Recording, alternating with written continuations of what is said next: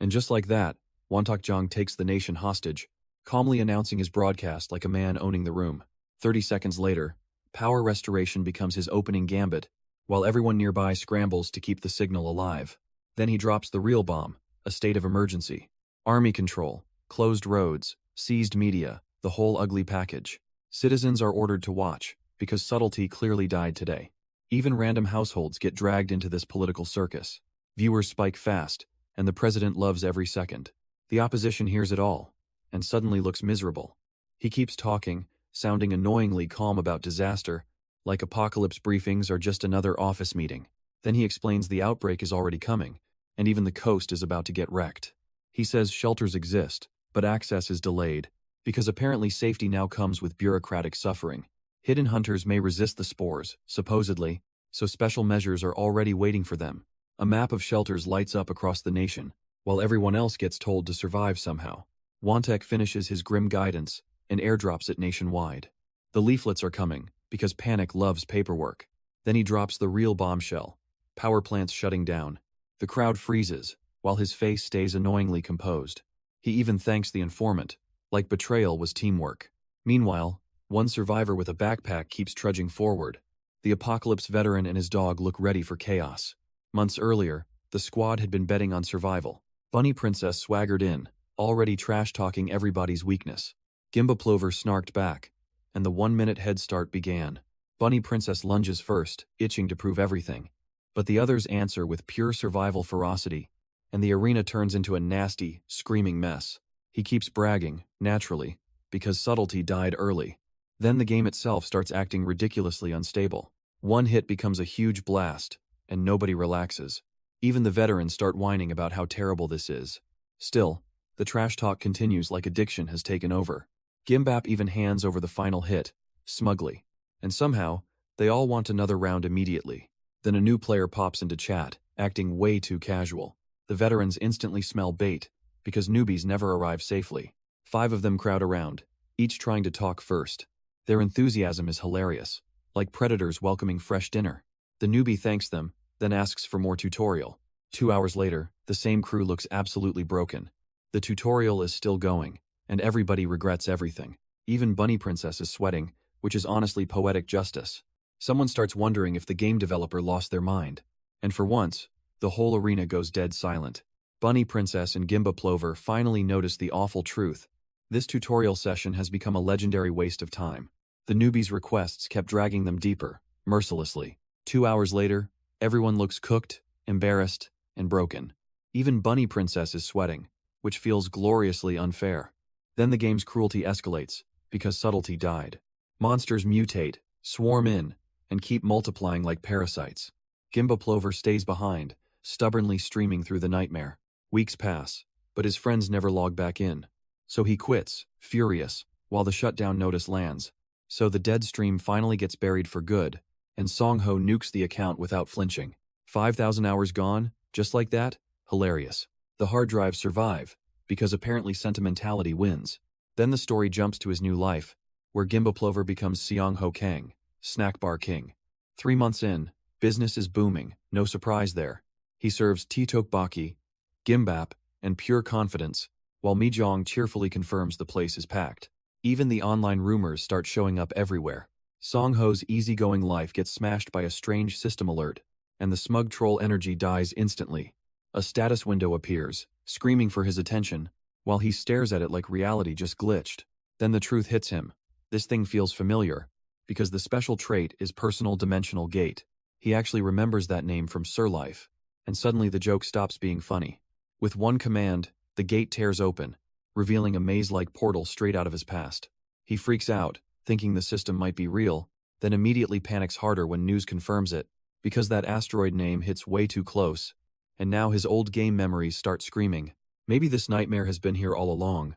He brushes off denial like cheap cosplay, useless, then leans into the gate with shaking resolve, telling himself there has to be proof inside, something that explains this cosmic disaster connection, because now turning back would be hilariously stupid. He pauses, because rushing in now would be stupid. Then he dips a ladle into the glowing floor. Dirt confirms it, and his nerves sharpen instantly. So this bizarre portal might just be a warp. Maybe Earth, maybe not. but definitely not safe. With no signal, Hez officially stranded and annoyed. Still, he starts leaving markers like a cautious pro. The forest keeps stretching on, absurdly huge and silent. He mutters for help, and something finally answers. Red eyes emerge, ruining his terrible little confidence. Then, out of nowhere, the forest coughs up a treasure. A golden fruit hangs there, dripping suspiciously with power. Songho freezes, because this is way too convenient. After all that doom, the place finally gives answers. The system labels it a sun, apple, and that name alone screams expensive trouble. He picks it up, still half expecting instant disaster. Of course, his face says curiosity beat common sense. He checks it like a man daring fate itself. Then he wonders if this miracle should explode. The sun apple works, and that's the problem.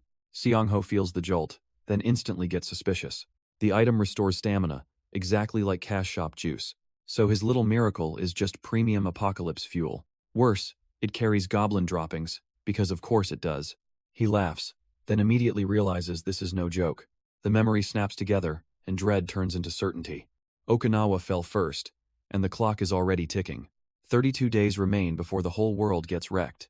So Songho rushes back, ready to prep for hell. So the Iron Death disease was the apocalypse's trashiest gimmick, a metal-rotting nightmare that swallowed cities whole, then spread with zombie spores like 5-hour delayed doom, turning civilization into a pathetic Stone Age rerun. Seongho learns it can fade, but only painfully, slowly. And that delay is exactly why nobody's safe.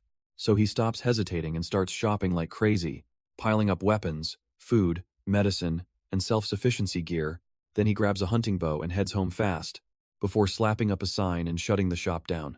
Right after the emergency chaos, someone spots him outside. She wonders if the shop is really closing down. He laughs it off, claiming remodeling. What a smooth liar. She pushes harder, assuming he must be loaded. He stays vague, then suddenly tries to escape, but her last question hooks him in place. He keeps his mouth shut, even when curious, because bigger things are waiting, and he knows it. Then the portal opens, and planning mode activates. Brute force gets crushed again, buried under his strategy. So Seongho finally gets the system's ugly little rule. Sura stats aren't handed out for free. They're earned through hunting and exploration, naturally. That means grinding, not some flashy level-up shortcut, and he immediately starts testing the bow, because apparently his past life has archery jokes now. He lands shot after shot, then grins, realizing the draw is awkward, but manageable. 5 clean pulls later, he's already plotting training. 2 goals stand ahead, and neither looks easy. Seongho starts by testing whether hunting is even possible now, because survival begins with learning the rules the hard way. Then he settles on a hideout plan, nice and practical, until his supplies arrive, since chaos loves bad timing. He keeps scavenging through the forest, acting way too calm, and spots goblin droppings like a detective with a bow. Naturally, he realizes the pile is way too suspicious, meaning some outcast goblin probably wandered off from its group. So he commits harder, determined to find the nest, because this is his best shot at real combat. So the goblin finally gets identified, and it's bad news. Low-tier species, spear, poison darts, classic trash with attitude. Seongho spots it hiding, acting like a hunting ghost. He remembers poison can paralyze, so he stays extra careful. Still, he draws the bow, calm as ever. The goblin panics first, because stealth suddenly feels expensive. Songho rushes in, slicing through its defenses like silk. The goblin fights dirty, but gets bullied harder anyway. One last hit drops it, and points finally pop up. He celebrates, while that lonely loot bag quietly waits. Seongho finds guaca powder and vegetable oil, then grins, already cooking up Asura-style ointment, because survival needs chemistry.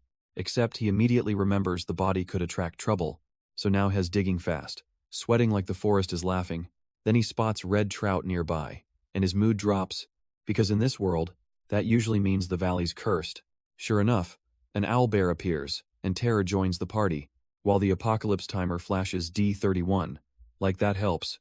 Elsewhere, Kimbap Showa keeps performing live for his adoring disaster fans, and Bolsangman donates, proving chaos is still the favorite hobby. Gimbaplover keeps bragging, while donations keep slapping him sideways. Bolsangman and Gupbatman spam chaos, turning stream chat feral. The guy still tries acting cool, unbelievably. Then Seongho shifts the lesson from monsters to menace. He explains owlbears, werewolves, and forest balance. But the real problem is territory, not hunger. Red trout drifting nearby spell disaster in plain sight.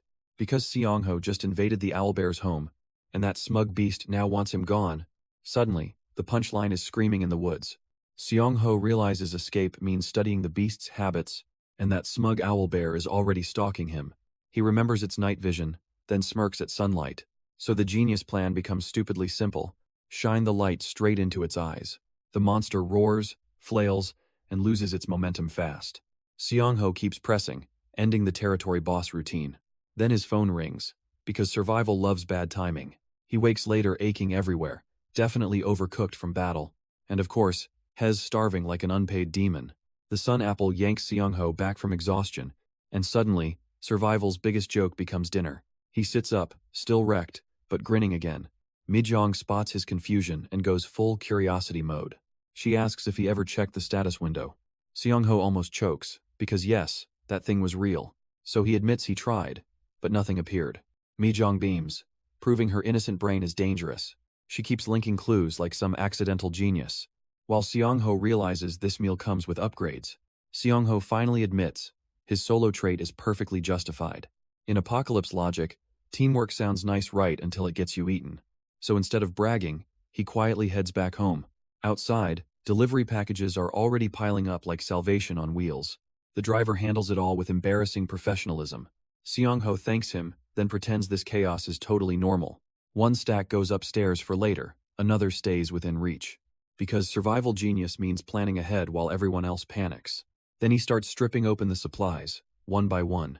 And just like that, his home becomes a prepper's fortress. So Seongho stops sightseeing and starts shopping for survival, picking gear like gas masks and a fire axe.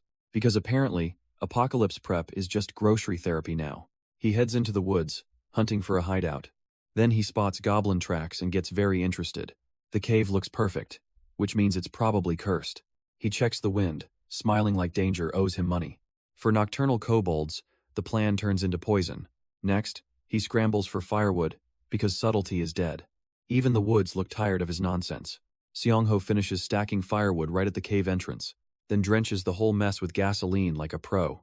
He even marks the kobold plan, casually sharpening disaster. But the real fun starts when monsters start stirring. The ambush hits hard, and the cave erupts in chaos. Seongho wonders if drowsiness is some weird status effect, because those goblins are suddenly moving like broken machines. Level 1 pops up, and 4 points get awarded. Naturally, he keeps going before more idiots wake up. In Asura, low-tier monsters always share one fatal flaw. Seongho's trap keeps cooking, and the goblins stagger stupidly, like their brains already left the building first. He notes they're vulnerable to sudden, ugly surprises, so burning them outright stays annoyingly inconvenient. Instead, he weaponizes confusion, because subtlety is cheaper, and the nest starts vomiting goblins one after another.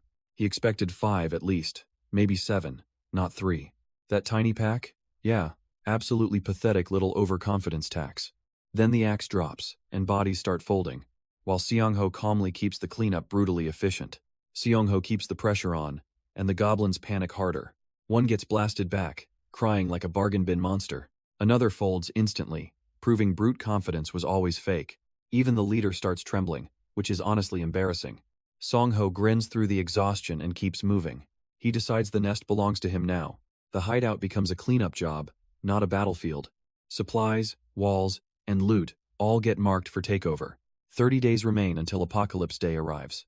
So he starts cleaning, like a man claiming territory. Seongho finishes the massacre, then stares at the filthy cave, and immediately starts treating it like his personal construction site. The hideout's bloodstains disgust even him, which says plenty. So he scrubs, clears rubble, and plans storage space. Then he tests the dimensional gate, because why not, and discovers objects can interact across both worlds. That ridiculous trick makes cleanup way easier, naturally. But the man is still exhausted, practically held together by spite. Next, he pours concrete and asks about mortar delays, then spots luminous and ignition stones, turning trash into upgrades. Seongho strikes literal gold, and acts annoyingly thrilled. Those newbie essentials suddenly become his next upgrade path. By next day, he's wrecked from non-stop hideout work.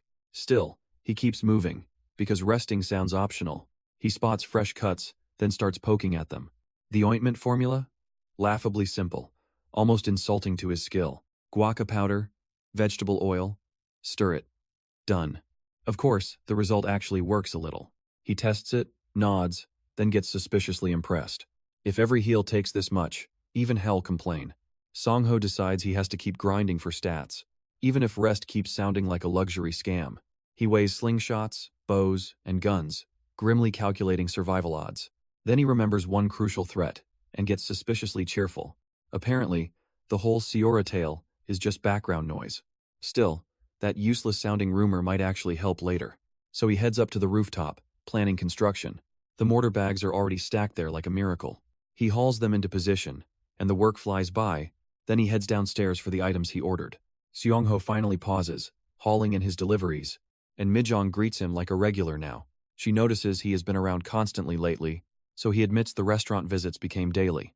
Then she spots his longer hair and teases him, saying he used to show up only every few months. Seongho laughs, calls it a small remodel delay, then decides a haircut fits the exploration plan. Mijong happily accepts, ready to chop everything off, while he treats the makeover like a fresh start. Mijong keeps slicing away, while teasing him nonstop. Seongho plays along, acting way too calm. Then the rumors hit harder than the scissors. That blonde tattooed guy apparently runs his mouth. He deleted a video, then bolted like a clown. Turns out he was hunting Seongho's location. Mijong and the others clearly want answers now. Songho instantly realizes somebody has started tracking him. Hess annoyed, but not nearly as surprised. This haircut just became a full-blown exposure crisis. So the blonde idiot checks the chat, and instantly regrets it. The whole community is already tearing him apart. People call him a liar, a coward, a clown. Somebody even demands a hacker to dox him. That's not discussion anymore, that's a digital lynch mob. Songho watches the chaos, silently clocking every name. Mijong realizes this gossip storm got way bigger. She presses him for answers, and he finally moves. He decides information sharing beats hiding forever. Meanwhile, that tattooed hothead keeps getting roasted online. The hate storm keeps growing, and Songho keeps reading it. That anonymous leak turned into a full-blown online witch hunt, with keyboard warriors screaming for doxing like total maniacs. Then he spots a name that feels suspiciously familiar. So the clown finally proves the gossip wasn't random. While everyone roasts the tattler, Seongho shuts the computer off. He swears he is only annoyed, not broken, then vanishes into hideout work like a stress-eating machine. By night, even the moon makes him think harder. And just like that, a new plan starts forming. Seongho finally hardens his resolve, and the mood flips. He stops whining about survival and starts moving. Then the valley answers with something far uglier. A bone-creepy monster crawls out of the darkness. Of course, the apocalypse couldn't let him breathe. Seongho takes the hit, then snaps right back. The thing lunges again, still thinking it's scary. Bad timing, Bone Boy. This guy is done playing nice. He charges forward, furious and fully locked in. And just like that, survival becomes a real fight. The Bone Creeper crash lands the fight without warning, and Seongho barely survives the first ugly hit. He staggers back, furious, confused, and still breathing. The monster lunges again, but timing betrays it hard. Songho finally notices the thing is already exploding, so he drops the panic act and checks himself, finding his stats battered, yet weirdly climbing upward. Apparently the game rewarded that nightmare as a kill. Then a dimensional gate opens, rude as ever, and Songho realizes the valley just escalated again. He immediately starts treating the wound, grimacing through it, because the bone fragments need to come out now. Of course, the pain hits like pure garbage, so he slaps on guaca powder ointment fast. Then he tries to wrap the injury and inspect himself, but that plan dies the second exhaustion wins. He passes out, awkwardly folded on the couch, then wakes later, already annoyed at his own stupidity. His status window confirms the gate worked properly, and now perception becomes the next stat to bully. Songho finally learns Seora's stat system has 2 routes, and both sound annoyingly grindy, naturally. Either farm experience like a desperate sweatlord, or snag stat items from the world itself. Since luck clearly hates him, he starts digging deeper, hunting for any clue before the apocalypse drops. The first lead points to a brutal orc incident, already buried under deleted articles and government panic. He traces the timeline back to June 26th, then realizes he may need to move tonight. Seongho keeps scrambling, needing to get ready fast, because tonight clearly demands no wasted movement. Then Mijong calls out of nowhere, catching him off guard, and he wonders what she's doing this late. She checks on him, sounding worried and curious, then needles him about that long-sleeved shirt. In this heat, that choice looks pretty suspicious, but Seongho laughs it off like a pro. Mijong still remembers his nasty brush with Inhak, so she calls him over for a serious talk. Mi-jong corners him with concern, and he freezes for a beat, then finally admits he's an awakener, casually dropping the bomb. She takes it oddly well, almost too well, and Seong-ho instantly wonders why she isn't freaking out. Instead, he keeps smiling, saying he's grateful for her honesty. Then he praises her again, acting like this is normal. Mi-jong softens, teasing that he really does seem better now, so he decides to meet good people more seriously. By the next day, he's already crafting hunt materials non-stop, because apparently sleep is optional when an orc hunt looms. Crushing ignition stones needed absurdly careful handling, because one bad hit could trigger flames. Still, he grinds them down like a pro. Next came luminous stones, glowing like trouble itself. The light kept flaring, stinging his eyes. He just endured it, because quitting is for amateurs. Once the orc hunt basics were ready, he stocked everything. Sugar, gasoline, solvents, resin, and hardener all got mixed. Then he headed out with a rented car, satisfied. With supplies packed, he finally asked to get moving. By D25, Song-ho reached Yungsan-ri campground. The rain came down hard, mocking his timing. He had already drilled the plan into his head.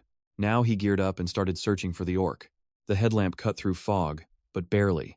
Visibility was trash, naturally, because the apocalypse loves drama. He kept scanning the campground, step by careful step. Nearby campers just stood there, cluelessly watching. Song-ho's thoughts stayed razor-sharp despite the miserable weather. Somewhere in this mess, the orc had to appear. As expected, the precursor monster shows up in reality. Seong-ho hears the sound, and instantly locks in. Rain, fog, and darkness. The apocalypse's favorite nonsense trio. Then the silhouette appears, huge, red, and nasty. Yep, it's an orc, and a subspecies too. Song-ho doesn't panic, because panic is for extras. He stays calm, trusting the plan he already built. The flare pulls the orc straight into position. Flash can out, and the beast eats the setup. Then the orc lunges, only to get cooked. The orc finally slips into Seong-ho's perfect little death trap, and suddenly, timing becomes the only thing that matters. Song-ho predicts the beast's next move without blinking, then closes the distance like a predator wearing rain. The flamekin comes up, and the orc hesitates, which is exactly enough time for Song-ho to strike. He drives in hard, aiming for the monster's weak point, while the orc howls, furious and already losing ground. Then the hunter chains the setup into a brutal finish, and the brute's confidence collapses in real time. The orc charges in, grinning like a total idiot. Then Seong-ho answers with pure, unforgiving timing. One brutal hit drops the monster instantly, and that smug confidence evaporates in the rain. Seong-ho barely even celebrates, because of course he doesn't. He just checks the wreckage like a tired professional. Then the system kicks in, flashing a level up, plus bonus points and a brand new survival skill. Even the rain feels embarrassed for the orc, because Seong-ho still wonders what to do next. Seong-ho stares at the fallen orc, still unnervingly calm, while the rain hammers down like nature's applause. Then the system's warning hits harder than the battle. Zombie spores, awakened civilians, and suddenly the stakes explode. Mi-jong spells it out, and the numbers sound ugly. Thousands awakened already, maybe even a dangerous majority. Outside, panic starts brewing, because idiots love chaos. Gimbo Plover laughs through it, trying hard to look fearless. But Seong-ho sees the truth, and it's pathetic. One bad choice here, and tomorrow becomes a zombie nightmare. However, this wasn't just battle damage anymore, it was strategy. Song-ho forced the impossible, opening a portal through raw exhaustion, because apparently saving survivors needs a world-ending stamina tax. He dug in, grimacing, while survival instinct went feral. The system rewarded him with absurd regeneration and perception boosts. Still, his body screamed like it wanted a resignation letter. He kept shoveling forward, determined to finish the job quickly. Then the portal effect shifted, and his movement paid off. The whole thing looked broken, but it was terrifyingly useful. Meanwhile, his snack bar waited quietly, like nothing had happened. Song-ho finally limps home, still thinking about his insane grind, but no rest is coming, because delivery day has arrived. He checks the morning drop, already suspicious something's missing, and yep, customs blocked the spear he ordered. Of course they did, because even weapon imports get paperwork hell. He shrugs it off, since otherworld gear still works fine. Then he opens the crate, grinning at the contents inside, and spots a fresh batch of survival tools waiting. The missing piece bothers him, but not enough to slow down, because apparently apocalypse prep never gets a clean finish. Seong-ho finally settles down for dinner, cautious as always. Then Mi-jong appears with food, and way too much warmth. She starts by bringing up Ciola, casually dropping that bomb, and suddenly his brain short-circuits like a busted circuit board. He tries to act normal, but panic leaks everywhere, because she wants to exchange information, not launch a confession. Still, the setup feels suspiciously sweet, almost dangerously romantic, which sends his thoughts spiraling into total disaster territory. She keeps smiling, completely unaware of his inner meltdown, and he instantly decides this ending is absolutely tragic. She casually keeps pressing, and Songho stays trapped in place, nodding like a man trying not to combust, because her helpful attitude is dangerously effective, and he still cannot explain why his brain is panicking. Then she brings up survival logic, all calm and sweet, while he quietly realizes that sweetness is the real menace. She asks why information matters, and the answer gets slippery, because he has played the game, and she has not. So he stares at the laptop, acting normal, while his dignity keeps slipping straight through the floor. Mi-jong casually brings up that rejected invitation again, like she's poking a sleeping bear with a spoon.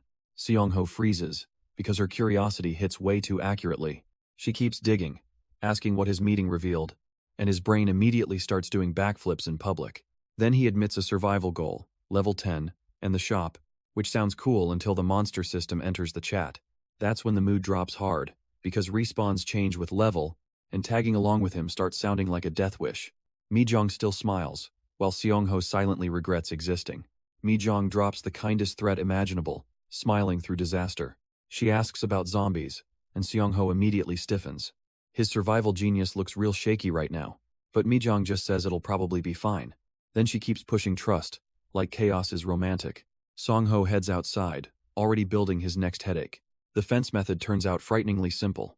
Hammered posts, barbed wire, and sensors everywhere. Seriously. He even wonders if dexterity deserves pity points. Then he turns back, ready to move the packages.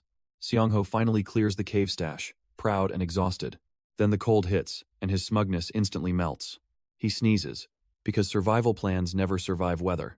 So now he starts stacking countermeasures like a paranoid genius. Warmth, doors, curtains, supplies, the checklist keeps growing. Even his own to-do list looks offended by him. Back outside, he keeps walking and checking future loot spots. Hardware first, pharmacy second, motorcycle shop later, naturally. Then a familiar musclehead shows up and greets him. Oh, Hyung-jun, the gym director, enters with absurd confidence. Seong-ho runs into Hyung-jun, and the reunion gets loud fast.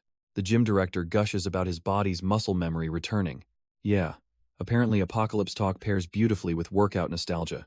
Seong-ho quickly asks why he looks so worked up. Hyung-jun admits the world feels like it's ending, basically. Then he reveals a member mentioned status windows and zombies. Seong-ho asks whether he actually believes that nonsense. The answer lands ugly, because Hyung-jun saw levitation firsthand. Suddenly, the joke stops being funny, and Song-ho stiffens. If normals learn this early, things get uglier fast. Hyung-jun finally names the problem, and it's grotesque. The Uedo shootout got scrubbed instantly. How convenient. Seong-ho hears that and nearly short-circuits on the spot. Of course, a nationwide cover-up comes with armed troops. Hyung-jun keeps talking, now sounding less confident than before. Song-ho starts piecing together the timing, and it stinks. The crazy part isn't the shootout. It's the cleanup. Military lockdowns, deleted reports, and nervous officials everywhere. Back home, Seong-ho sits down and thinks hard. One day after the Orc incident, everything escalated.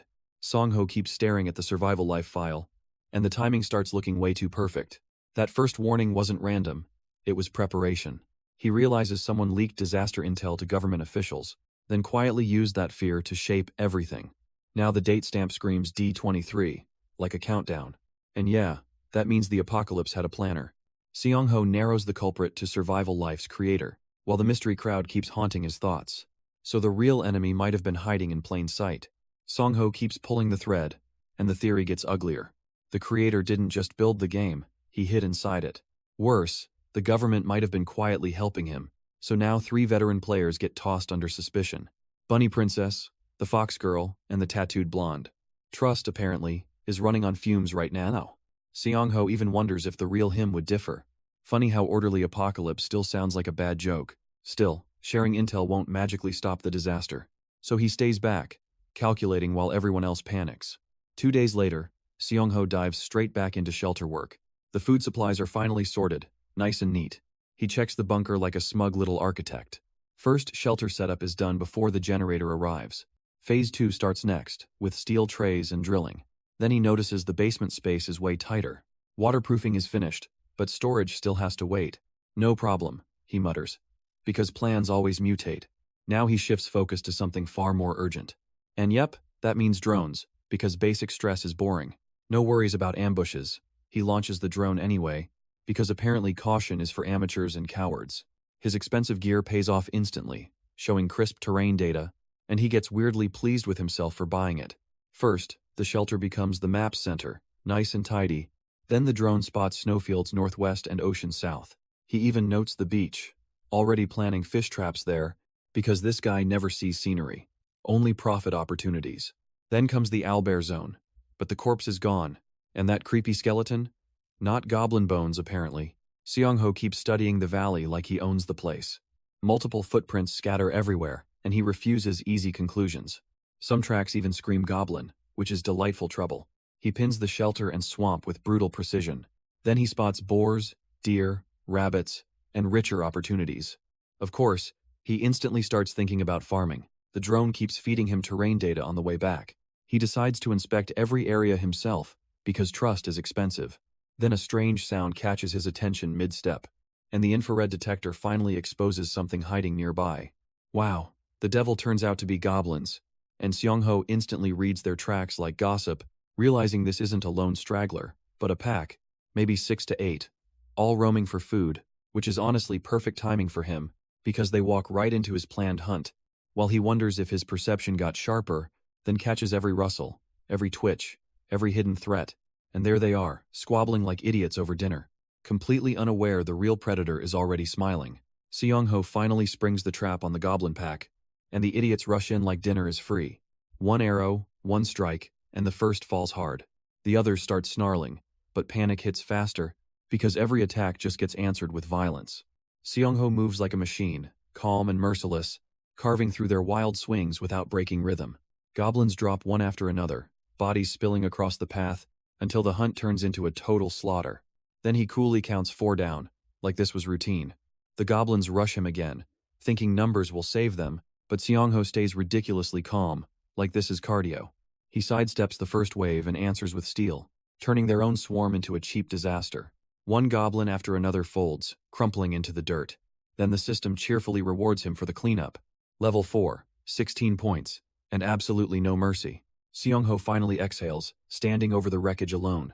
Even he admits the win came from confusion, which is hilarious, because the goblins still got deleted. With the goblins gone, Seong-ho finally tests the weird skill. And somehow, the apocalypse countdown sits at D21. He groans about the grind, then keeps digging anyway.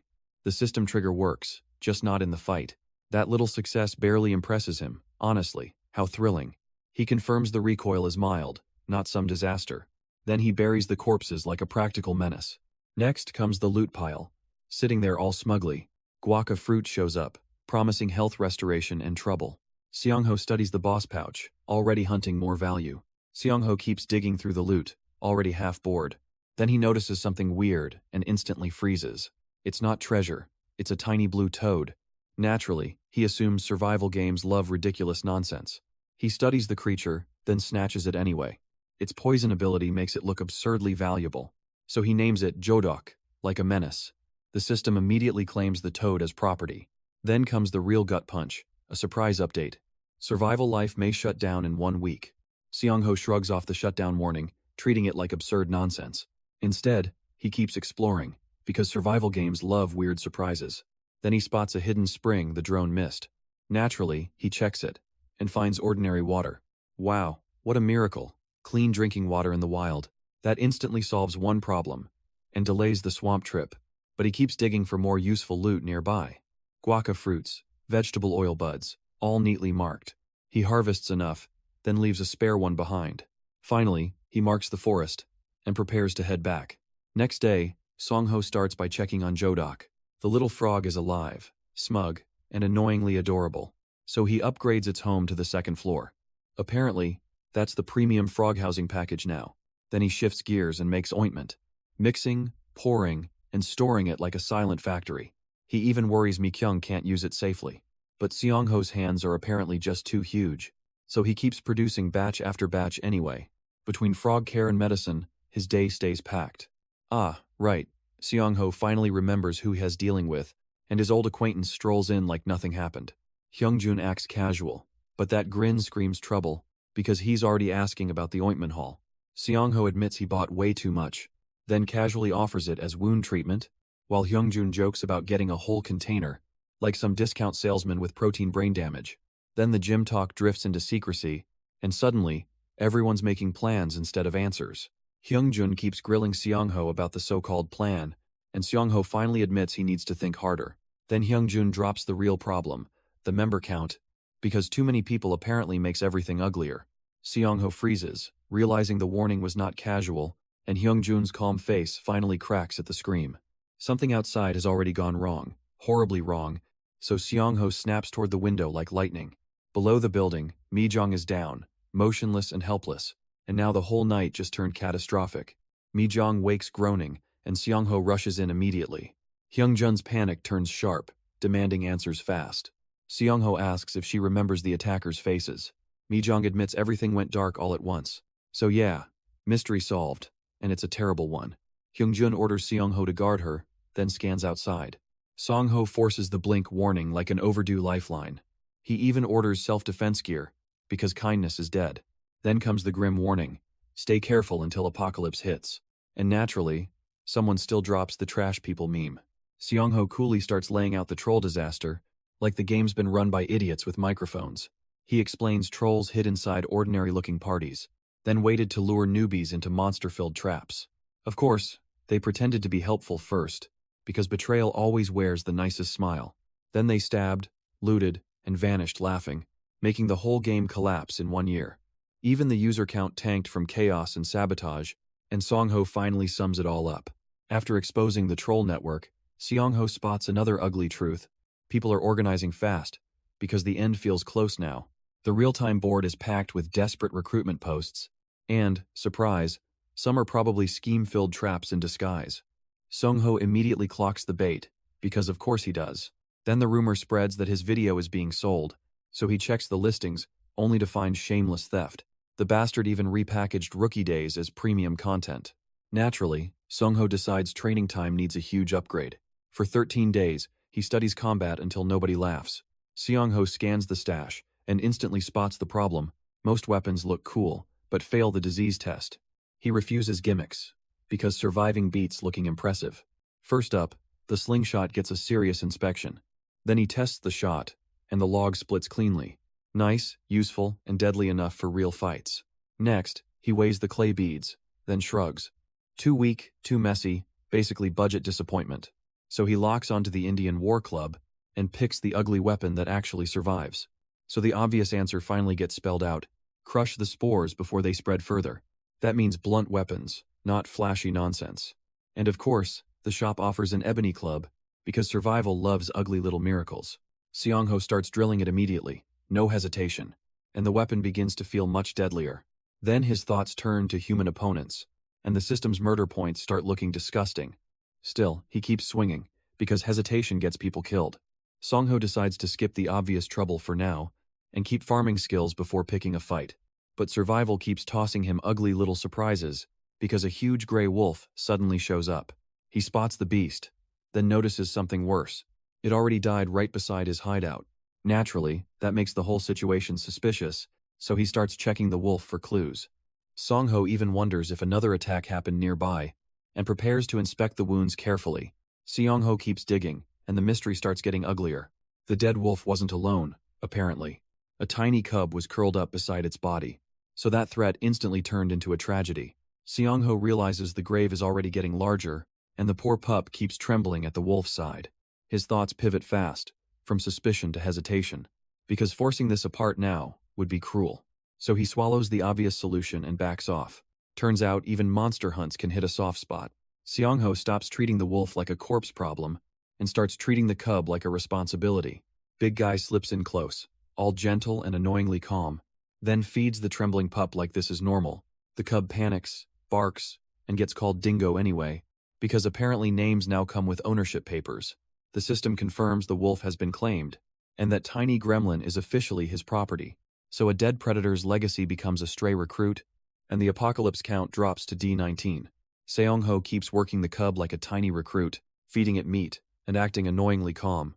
The pup barks, panics, and still gets named Dingo. Because apparently ownership comes with a goofy nickname too. He keeps drilling it through paw, sit, and lie down, and the little beast actually starts catching on. Then comes the real test, a brutal leap command. Dingo rockets up, proving the training finally stuck. Seong-ho laughs, satisfied, treating the wolf like a teammate. The dead predator's legacy just became his obedient sidekick. Seong-ho lounges with Dingo, while the cub keeps sniffing around. He starts calling the beast his baby. Unbelievably pleased. Of course, the wolf just soaks up the pampering. Then an old contact messages him about levitation. Seong-ho freezes, realizing this is definitely not normal. The request leads straight to a wild internet search. And boom, the first claim rockets to rank 1. Commenters clown him, calling the warning fake nonsense. Even awakened users pile on, mocking his so-called secret. Seong-ho just sits there, while the outrage snowballs. Seong-ho hears the world spiraling, then instantly pivots. The government, naturally, is about to fumble everything, so he decides to tighten every minute brutally. Dingo gets the verdict next, loud and clear. Exploration starts today, whether the cub understands or not. The little wolf yaps back, all excited and clueless. Seong-ho is not training a pet, but a tracker. He needs Dingo to lock onto goblin scent, because the hobgoblin event is coming, whether anyone likes it, and Seong-ho plans to be ready, smugly, ahead. Seong-ho finds the scent trail, and Dingo locks on fast, proving this tiny wolf can track hiding spots. He flicks a command, and the cub answers instantly, because chaos loves nobody who hesitates in the wild. Then comes the test run, and Dingo bolts forward. All instinct, no fear, and weirdly good timing. Seong-ho watches closely, already measuring the cub's growth, then starts comparing claws, size, and combat potential. So the lesson becomes obvious. Animals here hit harder, and Dingo might just become his best hunting partner. Seong-ho decides the cub's ready, and heads deeper into the valley, while the system rewards Dingo with another pointless health bump.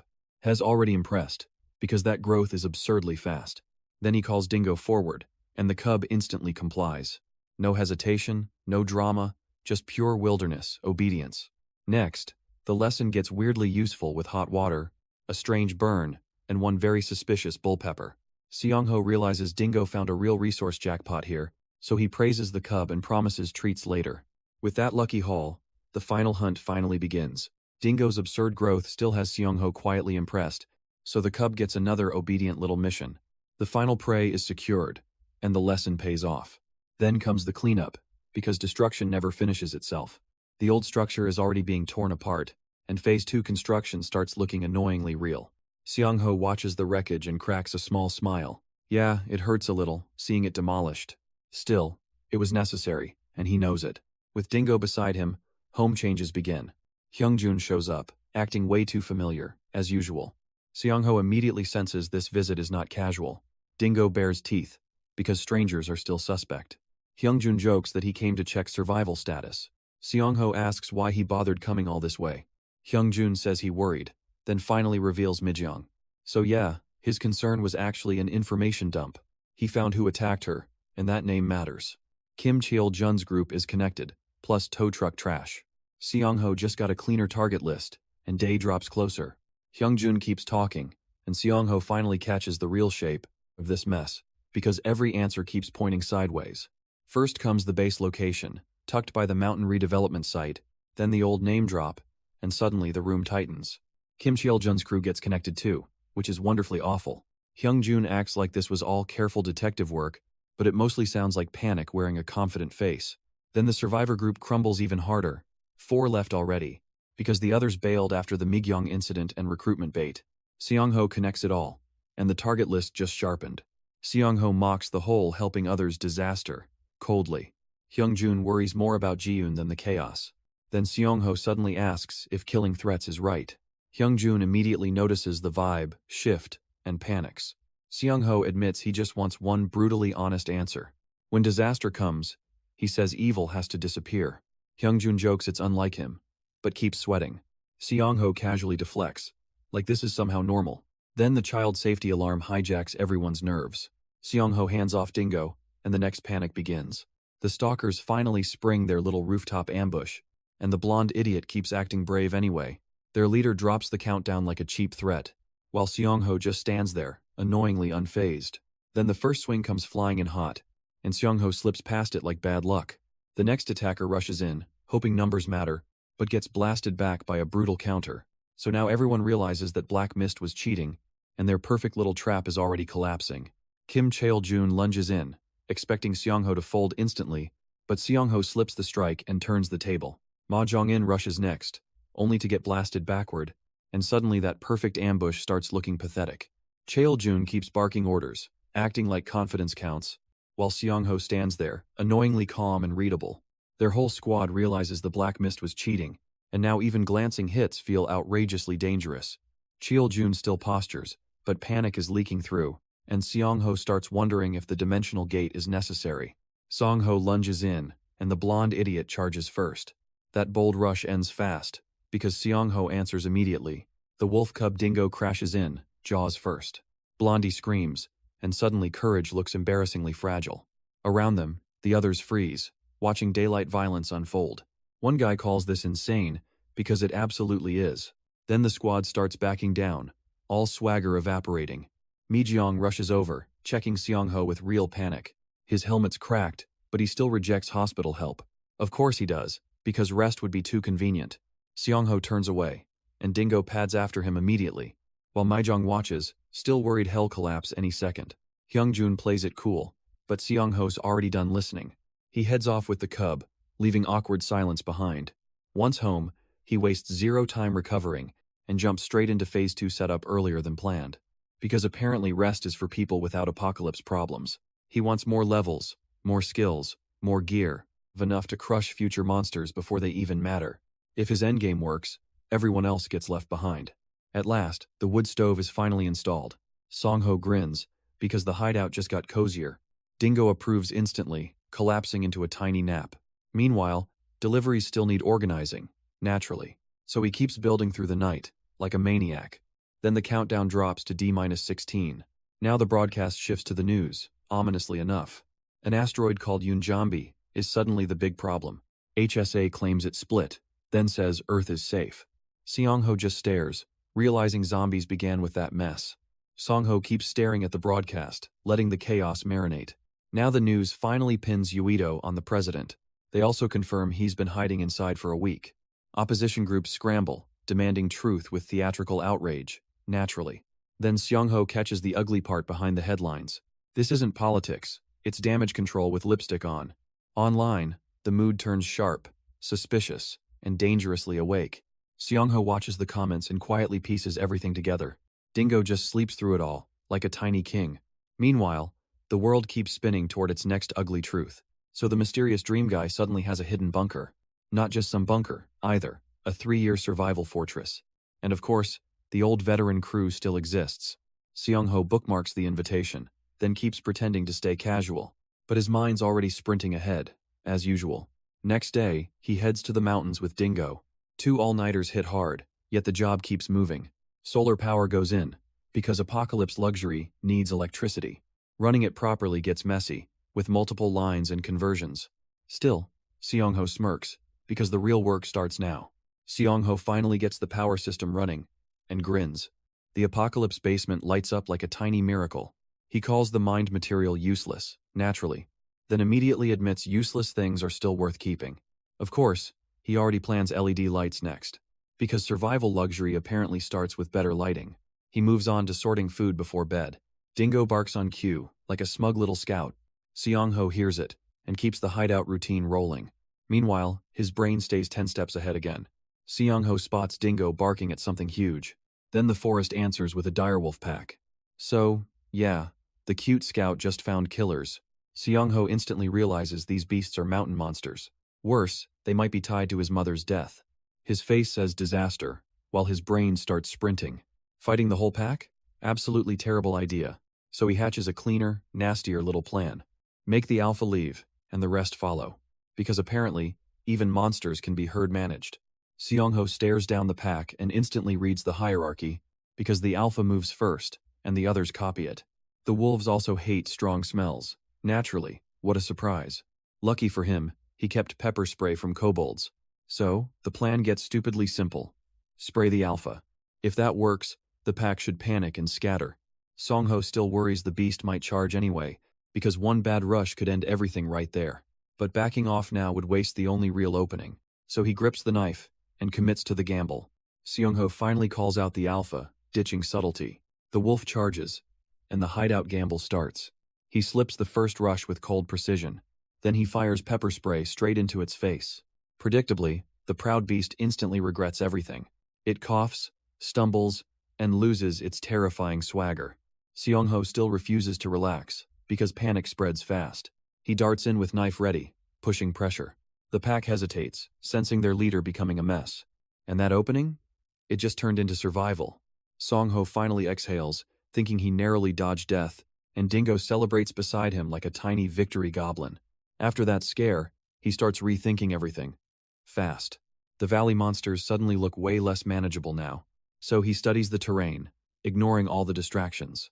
More surveys show the threat is bigger than expected, and the hideout's cute little defenses look embarrassing. Instead of gambling on brute force, he gets practical. Expand the land, build shelter, survive the disaster properly. Because this apocalypse clearly hates sloppy planning. Seongho shows up at a hardware store, acting suspiciously casual. Hyungjun spots him and immediately starts poking holes everywhere. Songho claims he wants space for farming and supplies. Then he adds a moat, because apparently subtlety is dead. Hyungjun hears Seongho and realizes this is no random errand. Seongho wants more Bluetooth beacons, not flashy weapons. That alone has Hyungjun looking confused and half annoyed. The girl wants weapons, but she refuses to believe him. Hyungjun wonders why he never showed the original summary. Songho says he did, but wire disease was the problem. Hyungjun finally notices the silent girl isn't random. Songho's calm stare says, yes, he remembers everything. The girl awkwardly admits she owns the Tubaki shop. Then comes the real twist, she's a doctor. Hyungjun's brain stalls, because that escalated beautifully. Seongho acts like this was obvious, naturally. He says the setup is basically a game. Hyungjun accepts that part, then pokes for more. Seonho explains he taught her the basics already. Apparently, even apocalypse flirting needs scientific methodology. Mahjong drops the doctor bomb, and Hyungjun short-circuits. Seongho just nods, like chaos is homework. He explains the spear blade fits the shaft perfectly, and suddenly the tool setup starts sounding terrifyingly legit. Next day, he tests the weapon on Dingo.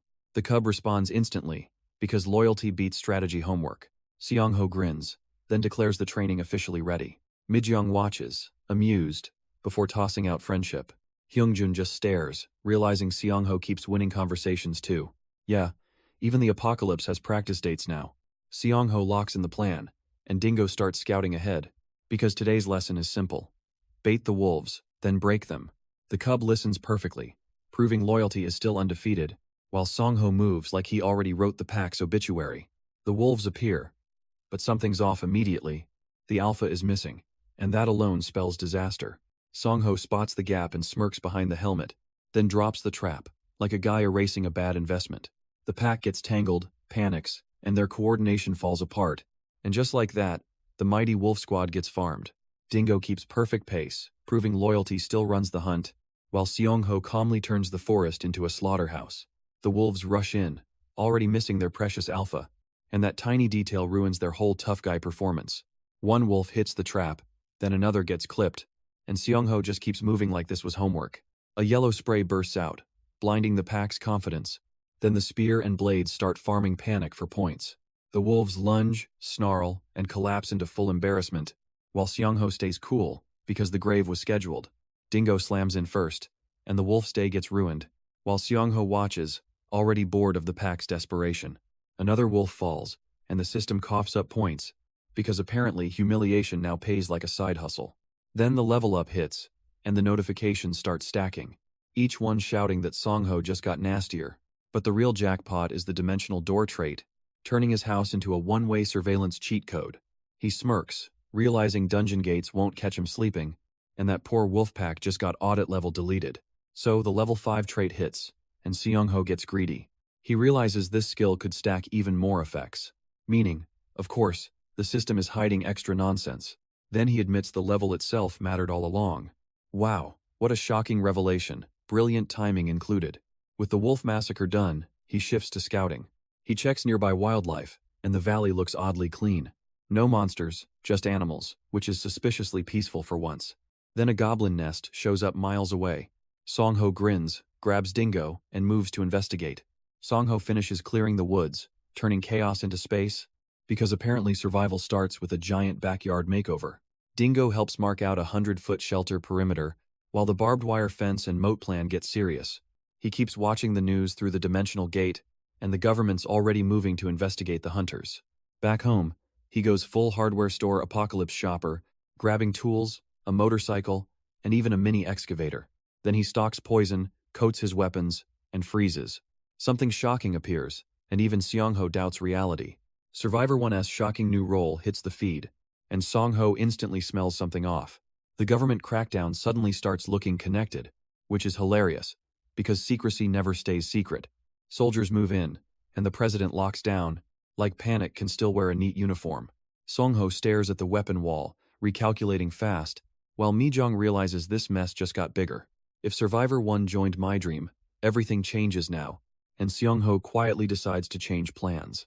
Song-ho finally gets the new Discord and VR ID, and immediately pings the mysterious My Dream account for a meeting. The reply comes back absurdly fast, which looks shady already, because apparently this guy's free schedule is pure nonsense. Song-ho enters the White Room, still masked and smug, while the stranger acts all grand and annoyingly untouchable. He questions the mask, the secrecy, and the veteran claim, but the duck-faced weirdo just dodges every answer, leaving Seong-ho to decide this liar needs extreme caution. Seong-ho finally puts the shady player on the spot, demanding 3 answers before granting veteran status, and the duck mask guy smugly accepts the challenge.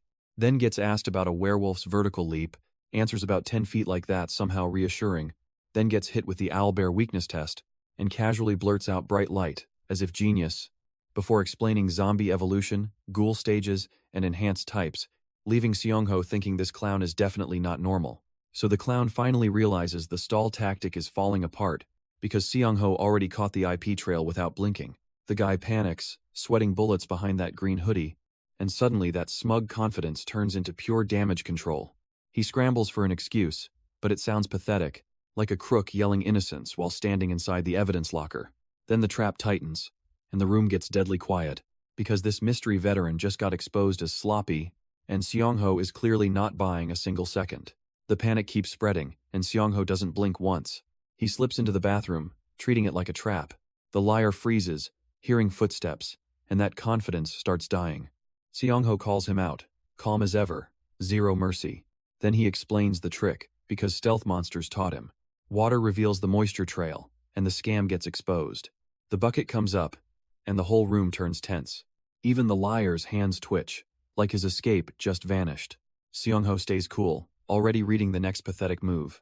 Song-ho keeps pressing forward, like a trap with a heartbeat, while the liar's swagger keeps collapsing into pure panic. The bathroom moisture trail proves everything, and that's brutal, because stealth lessons just humiliated the guy's fake confidence. Then Seong-ho lets the suspect hear the final verdict, and suddenly the coward starts reaching for violence instead. Helmet on, weapon ready, he chooses ugly over honest, while Song-ho calmly walks into his totally deserved nightmare. And somewhere above it all, Apocalypse Countdown hits D12. Seong-ho keeps pressing the so-called veteran, smiling like bad news. The guy tries to laugh it off, but fails hard. Then he reaches for violence, because honesty was apparently impossible. Helmet on, weapon ready, he charges like a desperate amateur. Seong-ho barely flinches, already reading the whole pathetic move. One swipe lands, and the green poison starts biting. The suspect reels back, suddenly very quiet for once. Seong-ho follows with another brutal check. No room left. That cocky act collapses into panic, sweat, and pain. Guess the fake veteran finally found a real nightmare. Before the attack even mattered, he reaches for backup violence, because subtlety clearly died somewhere behind that hoodie, but Seong-ho keeps pressing, calm as ever, and then the suspect starts sweating through the bravado, because that little killer system excuse isn't active, meaning this clown really thought murder came with 0 consequences. Seong-ho shuts that fantasy down with more ruthless questions, while the guy collapses into a twitching heap of panic. Then comes the reveal, and it hits like a brick. Kwon Kyung-jun, age 38. The veteran looked downright pathetic. Seong-ho keeps dissecting the veteran theory with merciless logic. He notes survival life was always about survival. so veteran players should gain absurd advantages, naturally. Then he remembers the apocalypse closing in, just like the game. Being awakened alone already makes people stronger, apparently. But physical stats still matter more than bragging rights. So he drills his aim, tightening every shot. Even training with guns starts paying off fast. He wisely ignores sloppy practice with a loaded magazine. Now he's sharpening power, not just surviving anymore. Seong-ho catches the alert flood and instantly smells trouble. The city chatter screams monsters, lightning, and panic. Then the game timer hits again, mocking everyone. So naturally, he floors it toward Hwangsan Reservoir. Meanwhile, Dingo rides along like a tiny hunt captain. Song-ho checks the reports and locks onto goblin sightings. Last spotted at the reservoir, of course, because Chaos loves company. He steadies himself, already treating this like another level. Dingo gets the mission too, tailing him on command. Goblin hunting duty starts now, and the monsters should worry. Seong-ho hits the mountain road, already smelling trouble. 2 reasons push him harder, and both sound nasty. First, police are sealing everything off fast. Second, goblins have apparently turned the woods into headquarters. That's right, the monsters built themselves a little base. Dingo catches the scent and trots ahead proudly. The wolf cub basically becomes a furry little scout. Seong-ho follows, slips, and nearly eats the forest floor. Then he complains there might be a better route. Dingo answers with confidence, because apparently the dog knows best. The forest turns into a crime scene real fast, with goblins scattered everywhere like failed bargain bin demons. Song-ho drops in, already reading the disaster, while Dingo stays proudly in scout mode. Then comes the ugly truth. The goblins are alive, just poisoned and wrecked. No dramatic finish either, just bodies, bullets, and panic. Seong-ho notices the gun situation vanished completely, which means somebody grabbed the weapons during the attack. Great, now the monsters and mystery both got upgrades. Seong-ho spots a gold goblin, and that changes everything. Because of course the little rat has a boss. He snatches a cop's phone, then calls 119 immediately. Not subtle, but neither is goblin rot, apparently. He texts the location and orders the body preserved. Monsters are going viral now, so hiding is dead. Seong-ho tightens up, knowing this becomes a race. Dingo trots beside him, fully locked into scout duty. Then the apocalypse countdown hits D11, rude as ever. Even the raid crew learns Seong-ho's not their tank. Seong-ho fires up telekinesis, and the rocks start orbiting. The goblins rush in, thinking numbers still make them scary. Cute mistake, because Seong-ho turns their charge into debris. He covers his team, cool as ever, mid-chaos. One ally worries about the missing party members. Seong-ho figures they reached Gaya-san, so stop panicking already. Then he spots the hobgoblins split and grins. No poison darts, no spears, just embarrassing backup weapons. He says this mess is an opportunity, not a crisis. And somehow, that smug confidence keeps everyone moving. Gimbaplover charges in, already looking like a disaster, but Seong-ho answers with a clean arrow strike. The goblin flinches, shocked that resistance actually exists. Around him, his pack starts swinging like amateurs. Seong-ho keeps his shield up, absurdly relaxed, then threads more arrows through the chaos. The goblins scream and stagger, losing all rhythm. Gimbaplover realizes the plan is collapsing in real time. Seong-ho notices the gaps instantly and punishes them. Yeah, this raid is getting reduced to mulch. Seong-ho decides the only good goblin is a collapsing one. He keeps the pace brutal, clean, and embarrassingly one-sided. The raid charges in, then instantly regrets existing. A canister drops, and the whole setup turns mechanical. Seong-ho lures them harder, like baiting clueless fish. Then he starts planting spears through screaming goblin bodies. One after another, they get pinned like cheap insects. He uses the gate like a wall, naturally. Even their evidence gets erased, because why leave traces? And now a hobgoblin shows up, looking offended. The goblin rush thought it had momentum, and instantly lost it. Seong-ho keeps slicing through them like they're disposable clutter. Their leader tries sounding fearless, but it's mostly coping. The weaker goblins start circling, trembling like they regret breathing. Then Seong-ho bursts in again, ruining their little formation. His blade work turns the whole forest into a slaughterhouse. One goblin swings back, and gets humbled immediately.